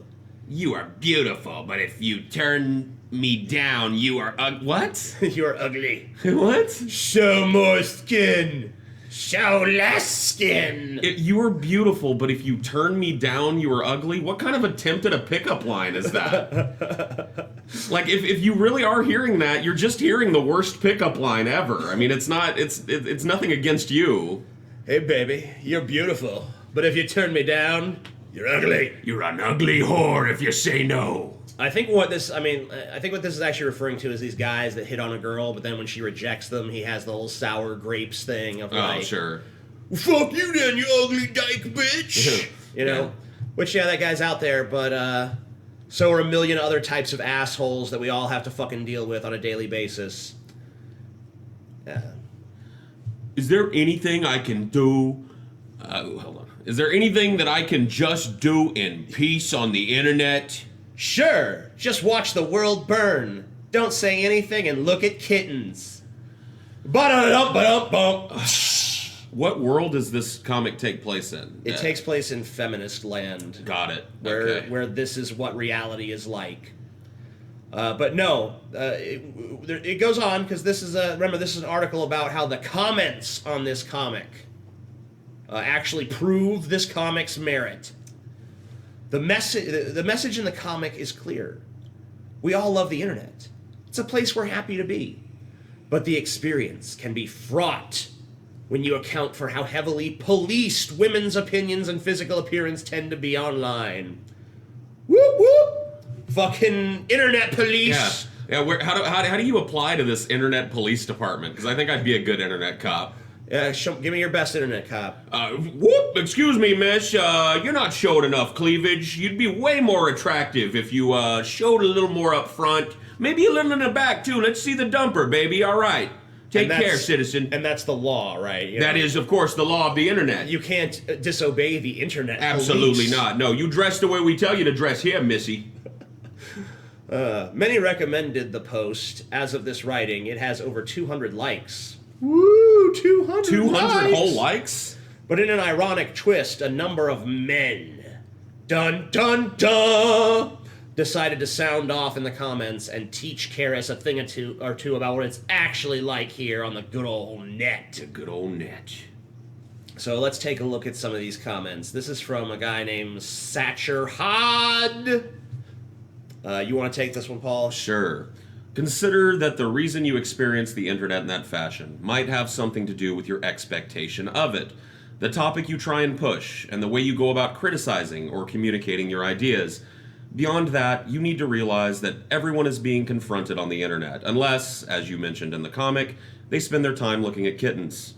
You just experience it from a place of shame, rather than perceiving it as an opportunity to learn something, change the opinions of others, or just use that platform as a way to communicate and share your ideas, and not necessarily as a way to win debates. I've been surfing the net for the past 24 years, and I have yet to encounter anyone winning any debate online. So what's the problem with this comment again? This comment proves... the comments on this comic about what it's like to be a woman prove precisely why it exists. So apparently this is the kind of harassing male... Remember when in the comic someone said this? You know, remember, like, yeah. I thought the comic said men were going around saying shit like, Yeah, baby, fuck, if you're beautiful, but if you don't like me, then you ugly. Like, what is this? Yeah, you remember it was like, if you say yes, baby, you're hot, but if you say no, you're ugly. And then the next guy was saying, maybe your problem is the way you communicate your ideas. You remember that one? Yeah. Yeah. That fucking mansplaining pile of shit. Another man who refers to himself as a feminist dad implied that Karis is weak for feeling the way she feels. He also doesn't believe in safe spaces. What a fucking monster, ladies and gentlemen. As a father to 2 daughters, I will be raising them not to be so weak. If they cannot withstand criticism, then I would encourage them not to seek public reassurance. I would also hope they gave more self-esteem than posting selfies for the subjective approval of strangers on the internet. The world has zero obligation to be a safe space, and I have the maximum obligation to prepare them for that. Sincerely, a feminist dad who knows the difference between oppression and whining. What a shitlord! Can you believe that he would talk to women in this manner? Can you believe that he would imply that he's raising his daughters to exist and function in the real world? Sickening. Where people don't hold your hand and kowtow to every little mental hang-up you have. So what I'm getting from this is that the feminists at the Daily Dot clearly make no differentiation between a man saying, "Yeah, baby, nice pooper, let me stick my dick in it, you fucking slut," and offering up reasonable fucking criticism. Yeah, there's no difference between just slobbering over a woman online and telling her, maybe the way you're going about this makes your argument look bad. Or maybe you should lighten up a little bit and look around and realize the entire world isn't based around you. Nope. Nope. But others express frustration that Karis' post implies women are lone targets of harassment on the internet. As if women are the lone target of assholes on the internet. As if women and only women are subject to ridicule, verbal abuse, and ignorant condemnation from trolls. You're not. We, all of us, have to mitigate assholes online. You just think you're special and privileged for being a victim. You call it sexism, etc. So once again, what's the problem with this? Yeah, what's untrue about that? What is untrue? I've been on the internet since the internet was the internet, and I've been dealing with assholes on the internet since then. Yep, since day one on the internet. Almost like the first thing you do if you get like a Twitter account, you're just waiting for that first fucking troll, and It doesn't take fucking long. Yep, who's gonna be the first prick? Oh, there he is. All right. Well, the Daily Dot's gonna fill us in on why we're wrong here. While it's true that men can be the target of harassment, the idea that Karis thinks she's special is an astounding misinterpretation of the comic in question. I believe that art can be interpreted in a number of different ways. Obviously, this guy is approaching the comic from a different set of sensibilities, and he's just sharing what he sees there. He's not being overtly insulting or trying to hurt anyone's feelings. He's just offering up how he feels about the comic. And yeah, according to him, it does seem like she's trying to adopt this special snowflake mentality. I'm a special victim because people were mean to me on the internet. Which everyone gets people mean to them on the internet. No one is exempt from that. Karis, whose comic can be found on Tumblr and Femsplain, told the Daily Dot, "It was created to parody exactly the reaction that it ended up receiving. No, it clearly wasn't. Because the comments that you had men saying in your comic were nothing like the reactions you got from men in the comments section." Yeah, you used a bunch of reasonable comments to justify a comment saying that, or a comic saying that women are subjected to nothing but sexual slurs online. There were not one of these dudes asked you to pull your tits out, or told you if you showed your ass, your argument would be better. Yeah, so Karis added, "I'm well aware that online harassment isn't restricted to those demographics, but my main intent behind creating comics about feminism is, of course, to discuss, often in a humorous light, issues faced by women and non-binary people." Well, if you understand that harassment isn't restricted to those demographics, then that's not really an issue being faced by women and non-binary people. That's an issue being faced by anyone who's online. Yeah, people. Yeah, people in general Full stop. who go online. they're going to experience online fucking harassment at some point or another if they choose to be part of the online community, because there are assholes out there who will fucking start fights with you and they'll say mean things and shit. If you choose to reveal something about yourself online that is personal, there will be somebody that will use it against you. That's just the rule of the internet. And that doesn't require a woman or a non-binary person or a trans person. It just requires you to be a red-blooded person on the internet. And there's really nothing more to this article. It just shows a bunch of feminists agreeing with her that, wow, these comments really prove the point of the comic, which I think we've pretty much exposed why they don't. If you like me and Paul's commentary here, be sure to check out our review of Ghostbusters. We sat down and watched the entire 2016 Ghostbusters film, provided our running commentary to that. We tear it apart just as efficiently as we did this comic. Hope you guys will check that out. It will be linked to in the comments, in the description bar down below. I am still suffering the after effects of that movie. Are you? Yes. What is the most pronounced after effect? Intrusive flashbacks of terrible jokes that never land. Yeah. The thing that keeps haunting me is how they defeated the villain of the movie by shooting him in the dick. Yeah, the way that they revealed the villain of the movie, and I thought, oh, that's kind of cool. And then he turned into a giant blob of nothing, and they shot it in the dick. Yeah. The end. So yeah, check out our me and Paul watching Ghostbusters, and I hope you enjoyed this video and us tearing this stupid, absolutely ridiculous Daily Dot article and this ridiculous comic that went along with it apart. Have a good night or morning or whatever fucking time it is when you're seeing this. I'm the Amazing Atheist. Peace the fuck out. Oh, you're gonna steal me. You're gonna yeah, steal I'm my stealing shit, your huh? shit. You're gonna Peace steal the my fuck fucking out. shit, huh? Fuck you, bitch. Peace the fuck out. So, one of the sites I go to find content for you guys is Everyday Feminism. One of the worst sites on the internet by far. I stumbled upon something there yesterday.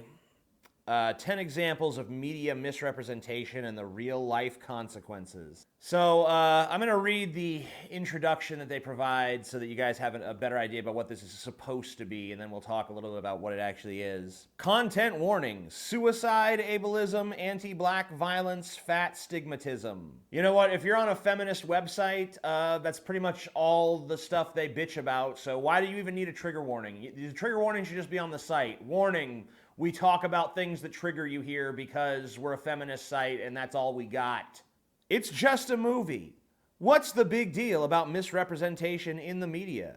You may think that issues like stereotypes on TV, offensive Halloween costumes, and fat-shaming magazine covers are trivial. Wow, it's like you fucking know me. Holy shit, yeah, I do think they're trivial. But the real-life impact of these issues is much more dangerous than you might realize. Here's a comic that connects the dots to show why media misrepresentation, even when it shows up in just a movie, is something we should all care about. With love, the editors at Everyday Feminism. All right, guys, so you thought all those issues were trivial, but no. Everyday Feminism fixing to connect them dots, y'all. Ooh, look, all them dots, and you connect them and you see patriarchy. Ooh, it's the patriarchy coming for you. Ha ha ha ha. So the most remarkable thing about this comic to me, before we even really begin taking a look at this stuff, is that it's actually kind of inscrutable.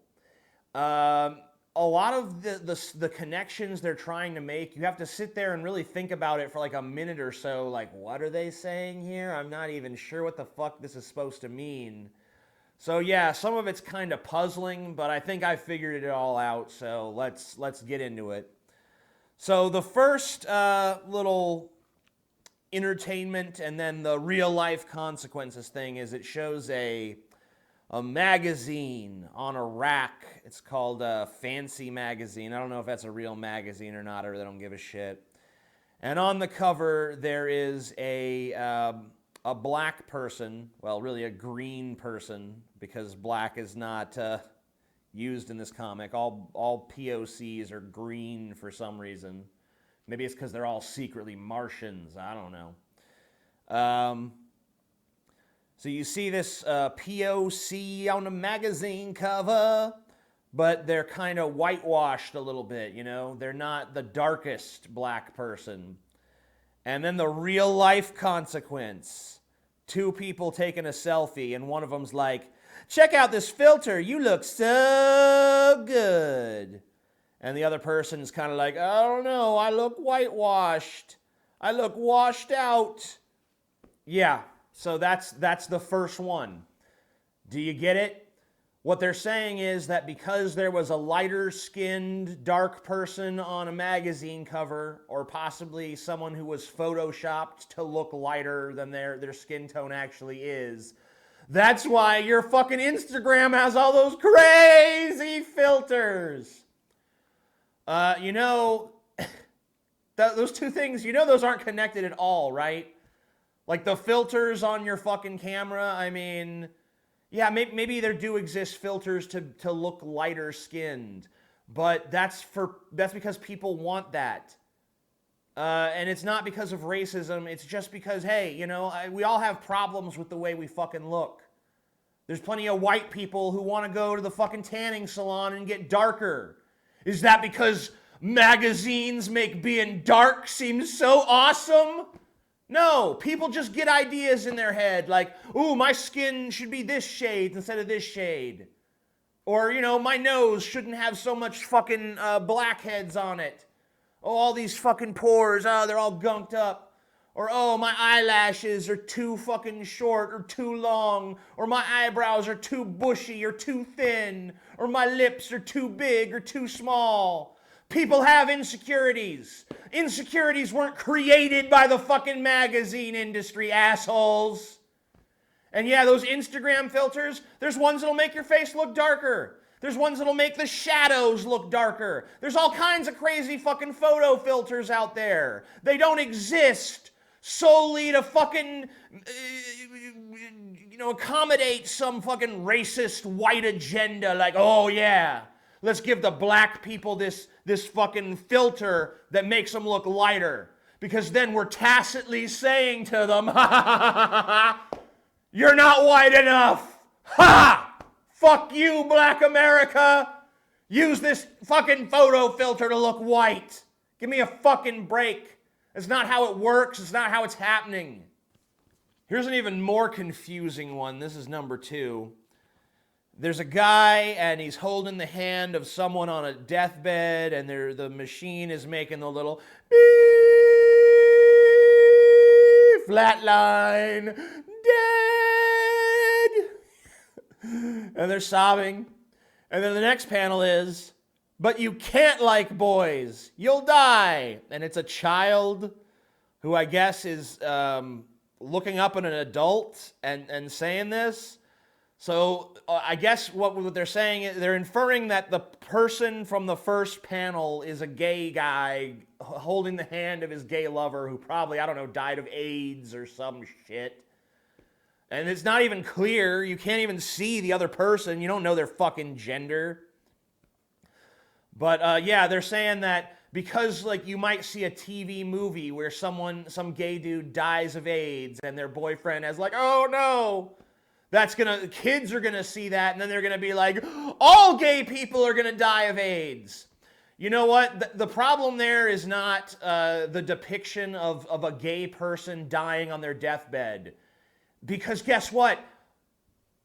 Everyone dies. I don't know if you guys know this. Every last motherfucking human being on the planet is gonna die someday. And many of us will have that moment where we're on the hospital bed and then the fucking thing goes, beep, you're dead, you're dead, your time is up, you're gone.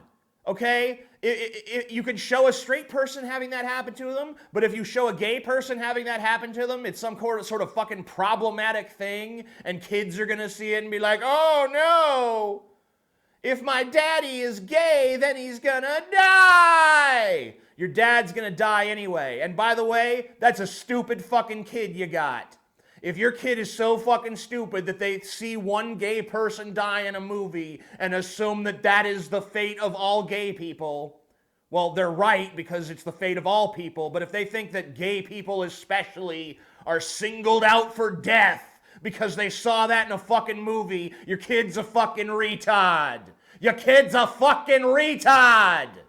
Next panel, black dude. Once again, a green dude, but he's supposed to be black. Looks like he fucking eats about 20 pounds of fucking donuts a day. Cops are shouting at him, hands up! And he's like, no! And he's holding a bag that just says drugs on it. Like, yeah, drugs! Ha ha! Oh, yeah. What's the real life consequence of that? A bunch of newspapers, most of which are cut off, so you can't even really see the full headlines or anything. Officer who, blank, blank, blank, describes blank as a demon, blah, blah, blah. What they're actually saying here is the reason that cops shoot black people is not because they're committing crimes. It's not because of even institutional racism in the police department. No, it's not even that. You know what it really is? All these fucking shows on TV. These cops watch these shows where they see... Like, you realize that cops actually deal with criminals on a daily basis, right?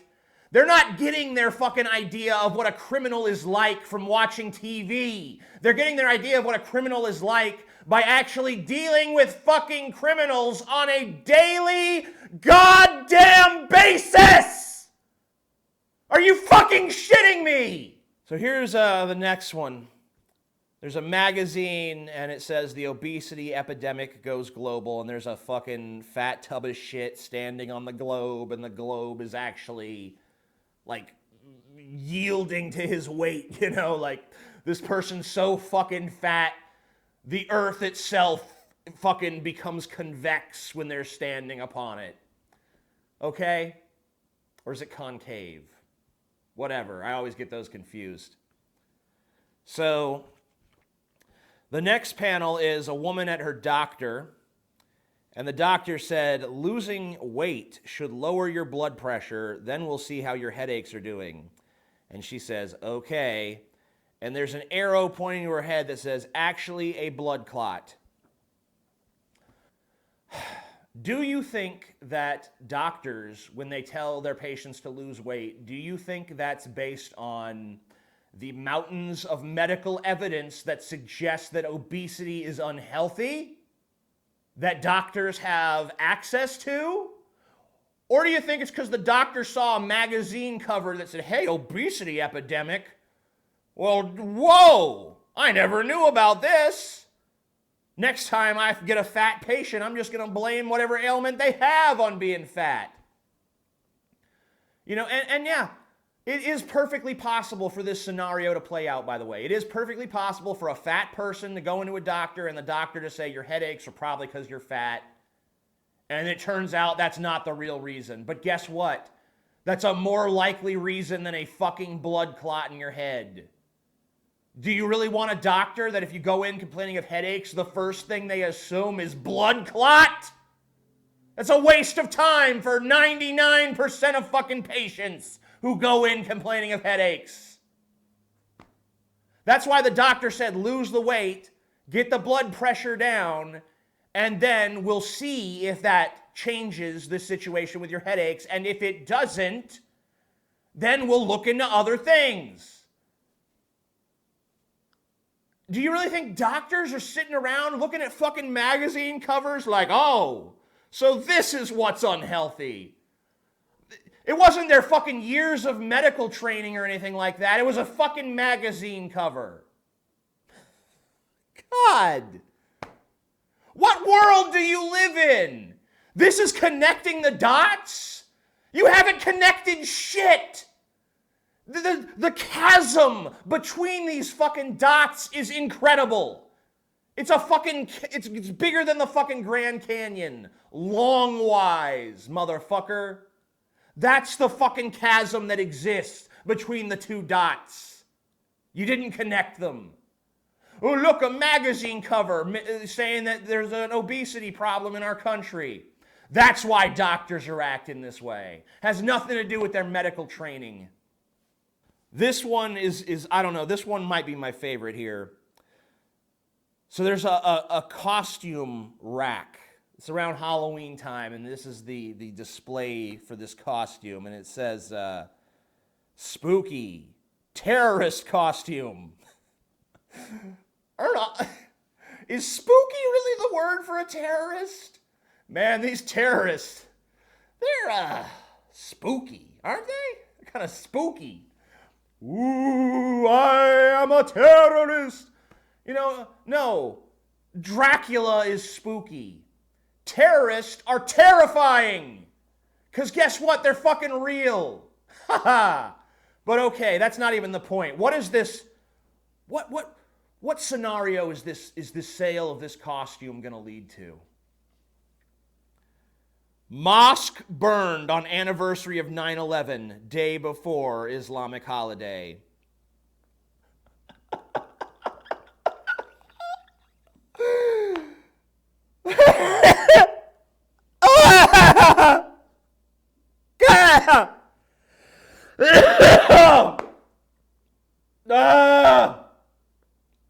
Oh, God. No. This isn't real.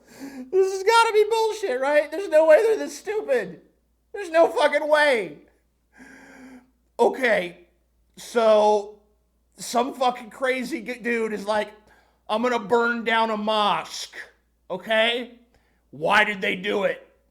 Because a Halloween costume store sold a terrorist costume.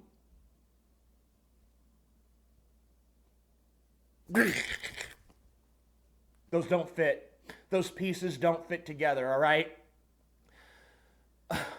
Here's an idea. Maybe the guy who burned down the mosque, and I'm not saying that anyone's right to do something like that, but maybe he did it because of all the fucking Islamic terrorism. Maybe he did it because of all the fucking migrants coming to Western countries and raping women and causing the crime rate to skyrocket. Maybe it was in response to that and not a fucking Halloween costume. Is that possible? Could that be a possibility? I mean,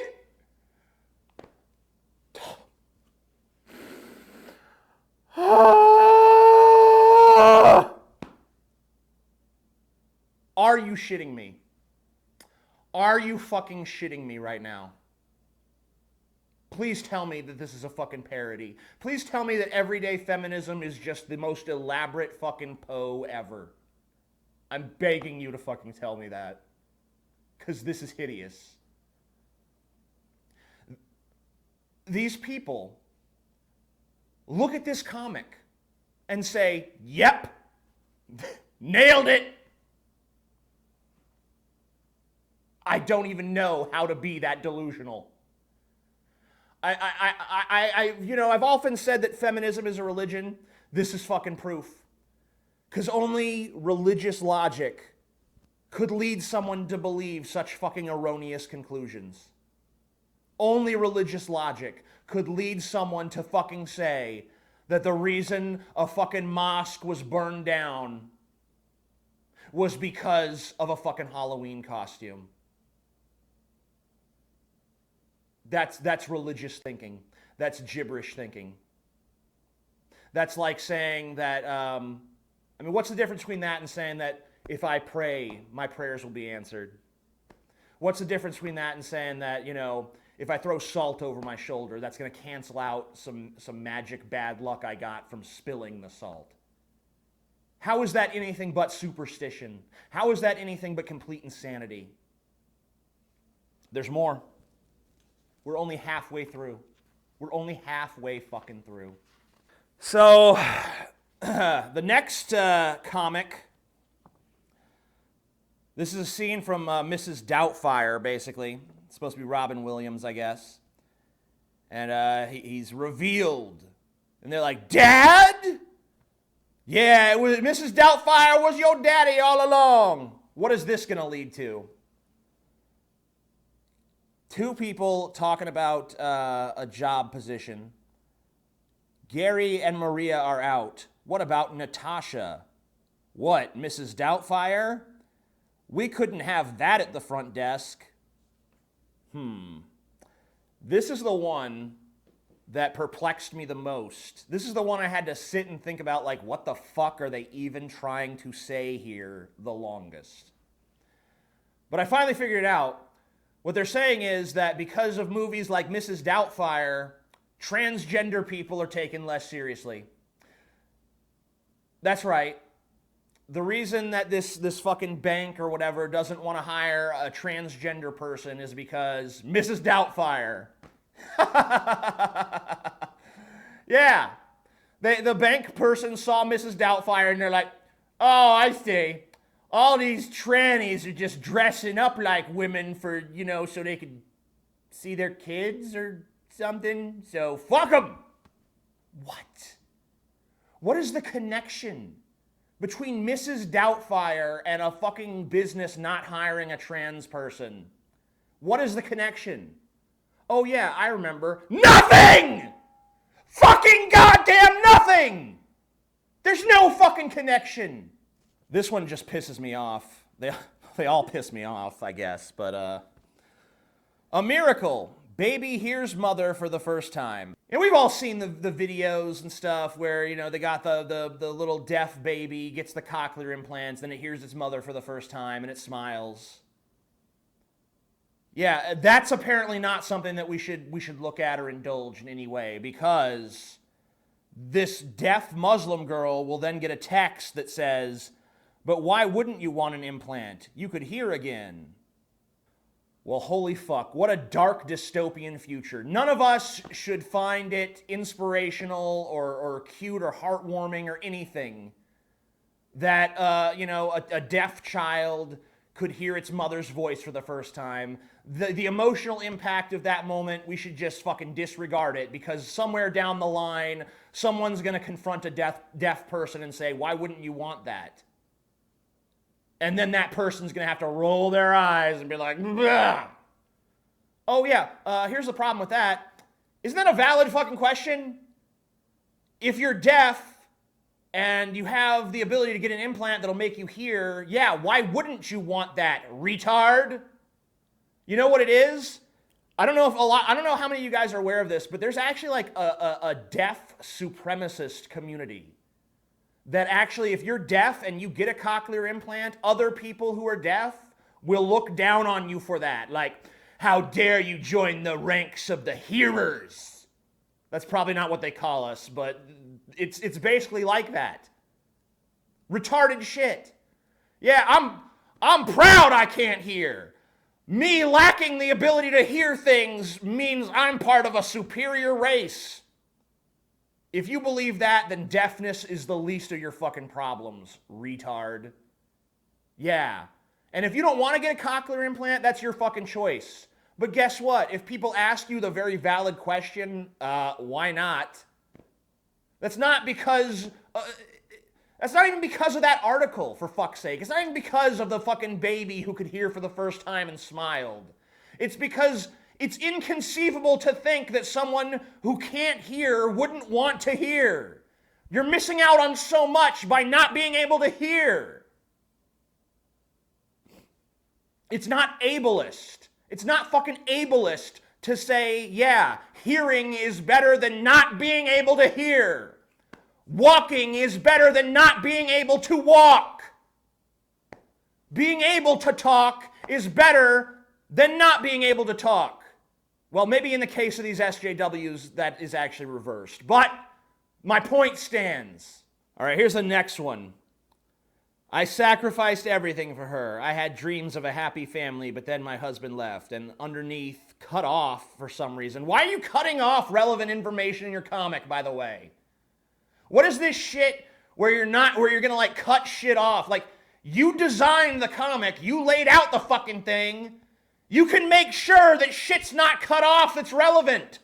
What, do you have some fucking vendetta against people being able to understand what the fuck you're talking about? But anyway, it says autism tore our family apart, whatever.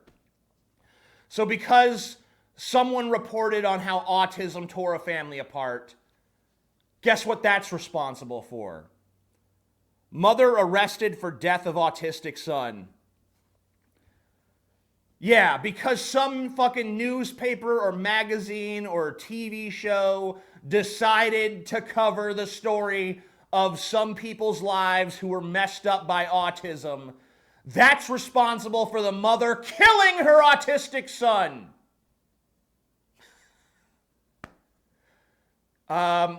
Maybe she's just a psycho bitch. Or maybe it's because raising an autistic kid is hard and she just got frustrated and did the wrong thing. You know? It's not the fault of the fucking magazine or the newspaper or something else that just reported on the fucking hard truth that raising a kid with autism is challenging and difficult and can be a strain on your fucking life and your relationships. Maybe we don't want to admit that. Maybe that's not a nice thing to fucking say.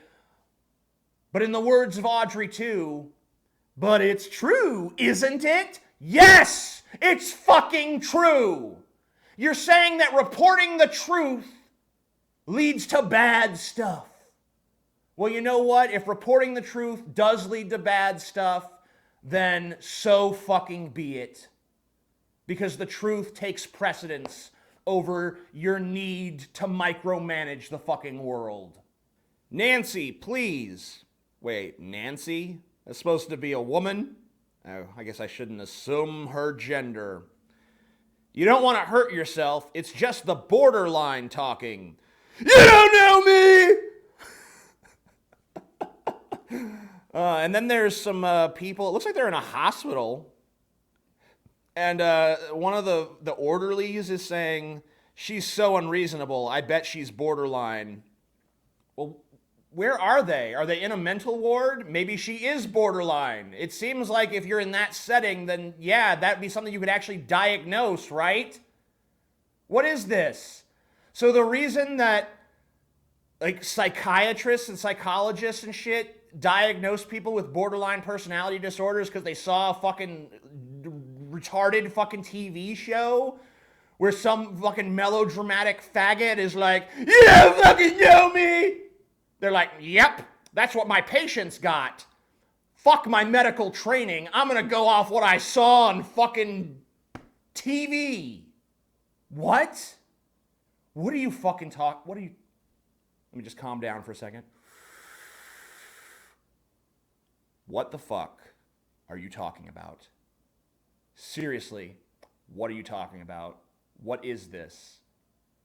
Did you design this comic specifically to destroy my already tenuous grasp of reality? Is that what's going on here? Is this like a psychological experiment designed to fuck with me? Well, you ain't gonna break me, motherfuckers. One left. There's only one more to go. We're nearly done. Here's a TV doctor saying it's not just a low sex drive. She also has headaches and fatigue. It must be lupus. And then the next panel is a dude and his girlfriend sitting in a movie theater, and he's saying, shouldn't you see a doctor if you don't want to have sex? And she said, gee, never heard that one before. Well, yeah, you actually haven't ever heard that one before because no one in the entire history of the human race has ever said that. My girlfriend doesn't want to have sex with me. Must be because she's sick. No. Most dudes understand that at some point in their relationship, their girlfriend probably isn't going to fuck them as much as she used to. Not true for everybody. You know what the really crazy thing is? And I know that it's kind of weird for me to conflate two different things, but earlier today, I was on Slate.com seeing if there was anything better to make a story about. And I checked out the Dear Prudence section, and there was a woman complaining about how her husband didn't want to have sex with her. And you know what the feminist over at Dear Prudence said? She said, well, if he doesn't want to have sex with you, just break up with him. Be done with his ass. If he ain't giving you what you need, get out of there, girlfriend. Nice little double standard you feminazis have there. If the guy is not putting out, dump him. Kick him to the curb, girlfriend. If the girl's not putting out, how dare you even say anything? She's not your fucking sex object. Just kill me now. Please? Would someone just do me the favor of blowing my fucking brains out so I don't have to deal with this shit anymore? At least I got this hat.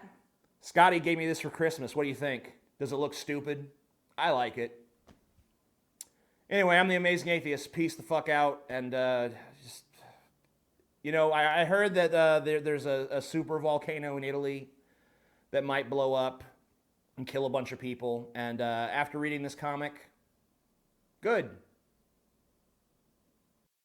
For many of you, this will be a shocking revelation, but I, TJ Kirk, am a fat man. I have big, fat, bouncy, supple man titties. Oh, I can grab a big handful. Look at that, a big old handful of hairy man tit. Why am I like this? Was it society? Oh, society! Is it genetics? I mean, you know, honestly, sure. Some of it was society. They peddled the fast food. You know, they, eat! Don't you want this candy? Don't you want this fucking cheeseburger? Part of it might be genetics, you know? Some people are obviously more predisposed to fat than others. People have different bodies that do different things, react different ways. So who fucking really knows, man? But at the end of the day, can't really blame society. Nah. Can't really blame my genetics. Nah. What I blame is the fact that I think it's cool to go downstairs at 2 in the morning and be like, oh, hey, shit, it's time to eat out of boredom. Oh, hey, Oreos, how you doing? Haha. Well, goodbye, entire package of Oreos. I look forward to the searing stomach pain that I'll wake up to tomorrow. Now, what else is in the kitchen? Ooh, some pickles. That'll add to the fucking sour stomach I wake up with. Crackers? Oh, no, these crackers aren't buttery enough. What else we got? Oh, yeah, that candy bar that I bought 2 weeks ago and put in the fridge and forgot about. There it is. Maybe I'll put some fries in the oven. Maybe a chicken pot pie. I don't know. Just gotta eat something. I just want to experience flavors. I just want to feel so full that I want to die. I just want to eat so much that I crawl into bed and go into a fucking coma. I think it might have something to do with that. I think that might be how I got fat. At least that's what I used to think. I used to believe that it was my fault I was fat. But then I read the fat acceptance comics of Barry Deutsch of leftycartoons.com. And we'll be looking at some of his other cartoons later. But for this video, we're just going to look at his fat acceptance cartoons. And I think I might have reviewed one of them before. So if I did, sorry, but I'm going to review it again. But we'll start with some of the ones I'm sure I haven't reviewed, like this one. Opening panel. Scientific diet plan. It's science, says scientist-looking guy. It's good enough for me, man. Fat person is walking down the street, which already I think is kind of implausible. We don't like to walk. When all of a sudden they're accosted by the scientist dude. Good news, fat person. I've scientifically proven that my new weight loss diet works. I don't understand all these diet books and shit. I mean, like, people kind of know what's good for them. Eat fucking fruits and vegetables and keep, you know, your fucking meats and stuff kind of minimal. And, you know, keep junk food like candy and chips fucking, you know, as a rare treat, if at all. That's how you lose weight, dieting. There's really no fucking great mystery to it at this point in our fucking evolution. So I can kind of see why there's some skepticism around diet books, but that's not the argument this comic's going to take. The fat, gender unspecific looking Latino or black angry person with spiky hair says, wait a sec. I've read a lot about this. Weight loss diets are proven not to work in the long run for 95% of patients. Yeah, well, did you ever think about that's because fat people just kind of want to be fat? I mean, we don't really want to be fat, but we want to eat the way we do, so, you know, even if we lose a bunch of weight eating fucking broccoli and carrots and celery and shit, at the end of the day, you know, we're going to be like, hey, man, I could really go for some of those fucking Oreos right about now. And maybe you ignore that for a while and you take off some weight, but eventually you're going to be skinny and you're going to be like, why am I torturing myself? I will have just one Oreo. I have willpower now. I've been on a diet for all this time. Oh, looks like I polished off an entire thing of Oreos. Well, it's okay as long as I don't make it a thing. Oh, well, shit, I splurged yesterday and ate those Oreos. Might as well have a pizza for dinner tonight, since I'm just gonna, you know, I'll just splurge for a while, reacquaint myself with all the foods that I had to give up to lose this weight, you know. And before you know it, holy shit, I'm a fat tub of lard again. Just because, you know, that doesn't mean, that's not the diet that fucking failed, okay? That's you that failed. It's not the diet, it's you. Okay? Take some fucking responsibility, yeah? That was true in the past, but my new diet has a scientific study.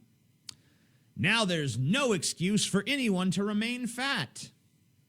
Yeah, there is. Oreos are fucking delicious. Why do I keep defaulting to Oreos? Because I'm fat and I want some fucking Oreos. I don't think anyone needs an excuse. But okay, how much weight did the people in your study lose? An average of 6 pounds. Well, 6 pounds, that definitely is not going to make the fucking difference between I'm a fat fuck and holy shit, now I'm Arnold Schwarzenegger in his fucking prime, dude. Look at me.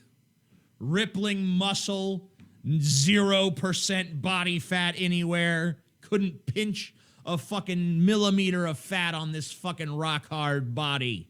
I've lost more than 6 pounds just saying, I'm gonna cut out soda for a while. I stop drinking it, bam, I lose like 20 pounds just giving that up. So this guy's diet is fucking dog shit. But what's probably happening is fatty goes on the diet, loses 6 pounds after like 3 or 4 days, and then says, you know what? Fuck this shit. I'm done. I want Doritos. I want nachos. I want Fritos. I want spaghetti. I want Cheetos.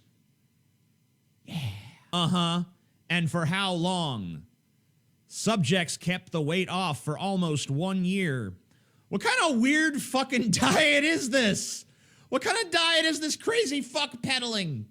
You lose 6 pounds and then you never regain it for a year. Guaranteed. What a useless diet. Who gives a shit? No fat person is desperate to lose just 6 pounds, okay? And then what? Typically, they regained most of the weight and half ended up weighing more than when they began. Well, considering the amount of weight loss we're talking here is 6 pounds, whatever. Most of them regained back most of the weight. So what, they gained back 5 of the 6 pounds? Ooh, what a world of fucking difference. And some ended up heavier than when they began. Oh, so they gained 7 pounds. Ooh.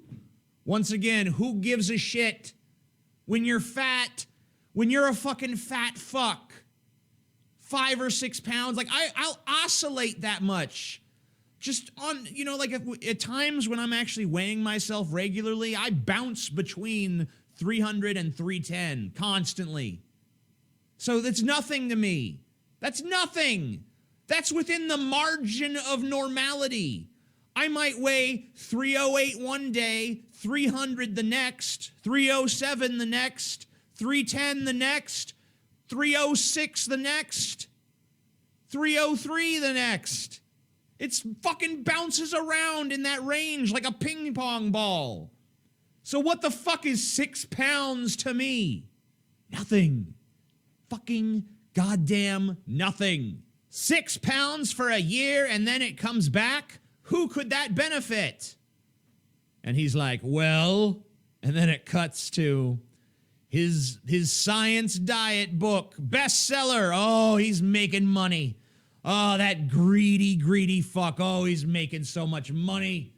Keep the money pouring in, everybody. Oh, more money, more money, more money, more money, more money. It was all a scam. The amazing lose 6 pounds and regain it diet.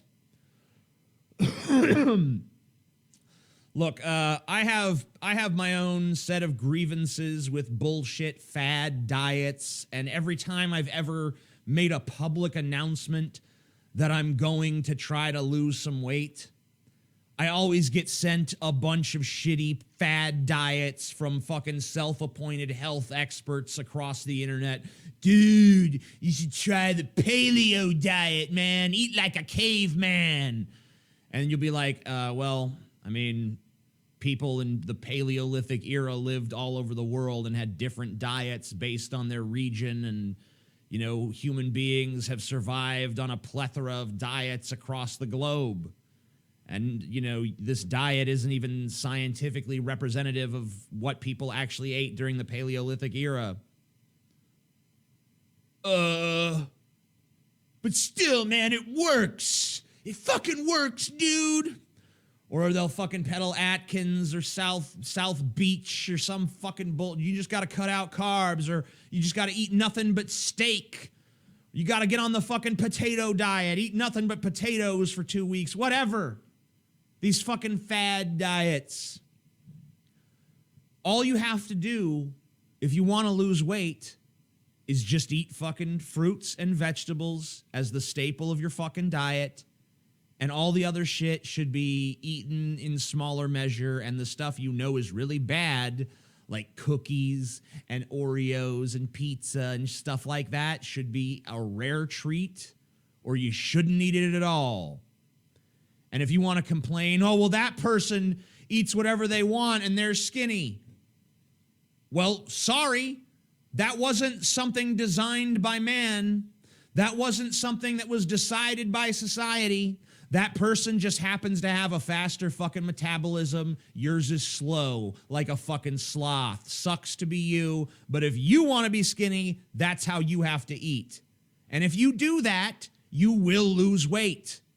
There's no fucking magic to it. That's just simple fucking basic actual science. But you know what? Most fat people don't want to do that. We want to be gluttonous fucking pigs. And that's a fucking choice. And if you make that fucking choice, then you can expect people to give you shit about it. Okay? That's all I'm saying.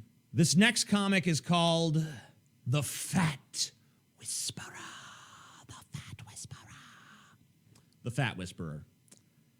Hi, I'm the Fat Whisperer. Okay? I help fat people by telling them things they've never heard, like, you'd look so much nicer if you lost all that weight. Have you considered putting down the donuts and going for a jog? Probably they haven't. Or I tell them being fat could harm your health. I bet most fatties have never heard that. But you know what I hate? Fat acceptance. Gross. Fat people can't accept themselves. Fat people need shame and self-loathing. Otherwise, they'll get fatter and worse. Why doesn't anyone ever teach fat people that? We can't accept fat people because fat people are sinful and weak. And if fat people are sinful and weak, that makes thin people like me virtuous and strong. Without me, who'd ever tell these people, take a run, Lardo, put down the Twinkie. Where's your self-respect? Your body disgusts me and you should be sad. I only say these things because I care, but sadly, most fat people never hear any of this stuff. Okay, so what this comic is saying is that fat people have heard all of these talking points before, and that this guy is really just trying to make himself seem virtuous by putting fat people down, and that he uses the pretense of being helpful to fat people as a means of hiding what's really just his anti-fat bigotry. Well, you know what? It's all true, actually, but it's still all wrong. Let me explain why. It's true, fat people have heard all this stuff before, but so fucking what? So fucking what? I'm a smoker, too. Yeah, I'm fat and a smoker. Winning combination in life, TJ. And people tell me all the time, cigarettes are bad. Cigarettes can give you cancer. The reason you're short of breath is because you probably smoke too many cigarettes. The reason you smell bad is because you fucking smoke cigarettes. You shouldn't smoke so much. The reason you wake up coughing every morning is because you smoke too many cigarettes. Do I get sick of hearing that shit? Yes. Does that make it any less true? No. It's still all true. Just because I've heard it all before doesn't mean that I shouldn't hear it again, because it's fucking true. And no one should be running scared from the fucking truth. It's true that you'll probably look nicer in most people's eyes if you lose weight. It's true that you probably shouldn't eat a bunch of donuts and you probably should go for a jog. It's true that being fat can harm your health. It's true that fat acceptance is a ridiculous fucking movement that is just enabling people to be comfortable with an unhealthy fucking lifestyle. And it's true that this guy saying this shit might just be an anti-fat bigot. It's true that his motives are not the purest in the world, that he's not really concerned about your health, and he's really just taking out his aggression on fat people, and he's really just doing it to make himself feel better about whatever his fucking flaws are. But that doesn't change the fact that everything he fucking said was goddamn true. Pointing out that he's a shitty guy too doesn't mean that you're off the hook for being a fat fuck. Sorry, doesn't work that way. Now, this is the one that I think I might have already talked about before. This is called What We Tell Fat People. And this is a series of people accosting some ugly little troll bitch and telling her what they think of her. I'm popular culture, and I think you're sometimes hilarious, but mainly gross. Oh, it's the representation argument. You know what? I can understand if you're a fat person, you could get sick of seeing nothing but I'm a funny guy because I'm fat, or I'm disgusting because I'm a big obese piece of shit. I understand maybe you want to see some more diversity of fat characters. You want to see some fat characters who actually aren't just defined by I'm fucking fat.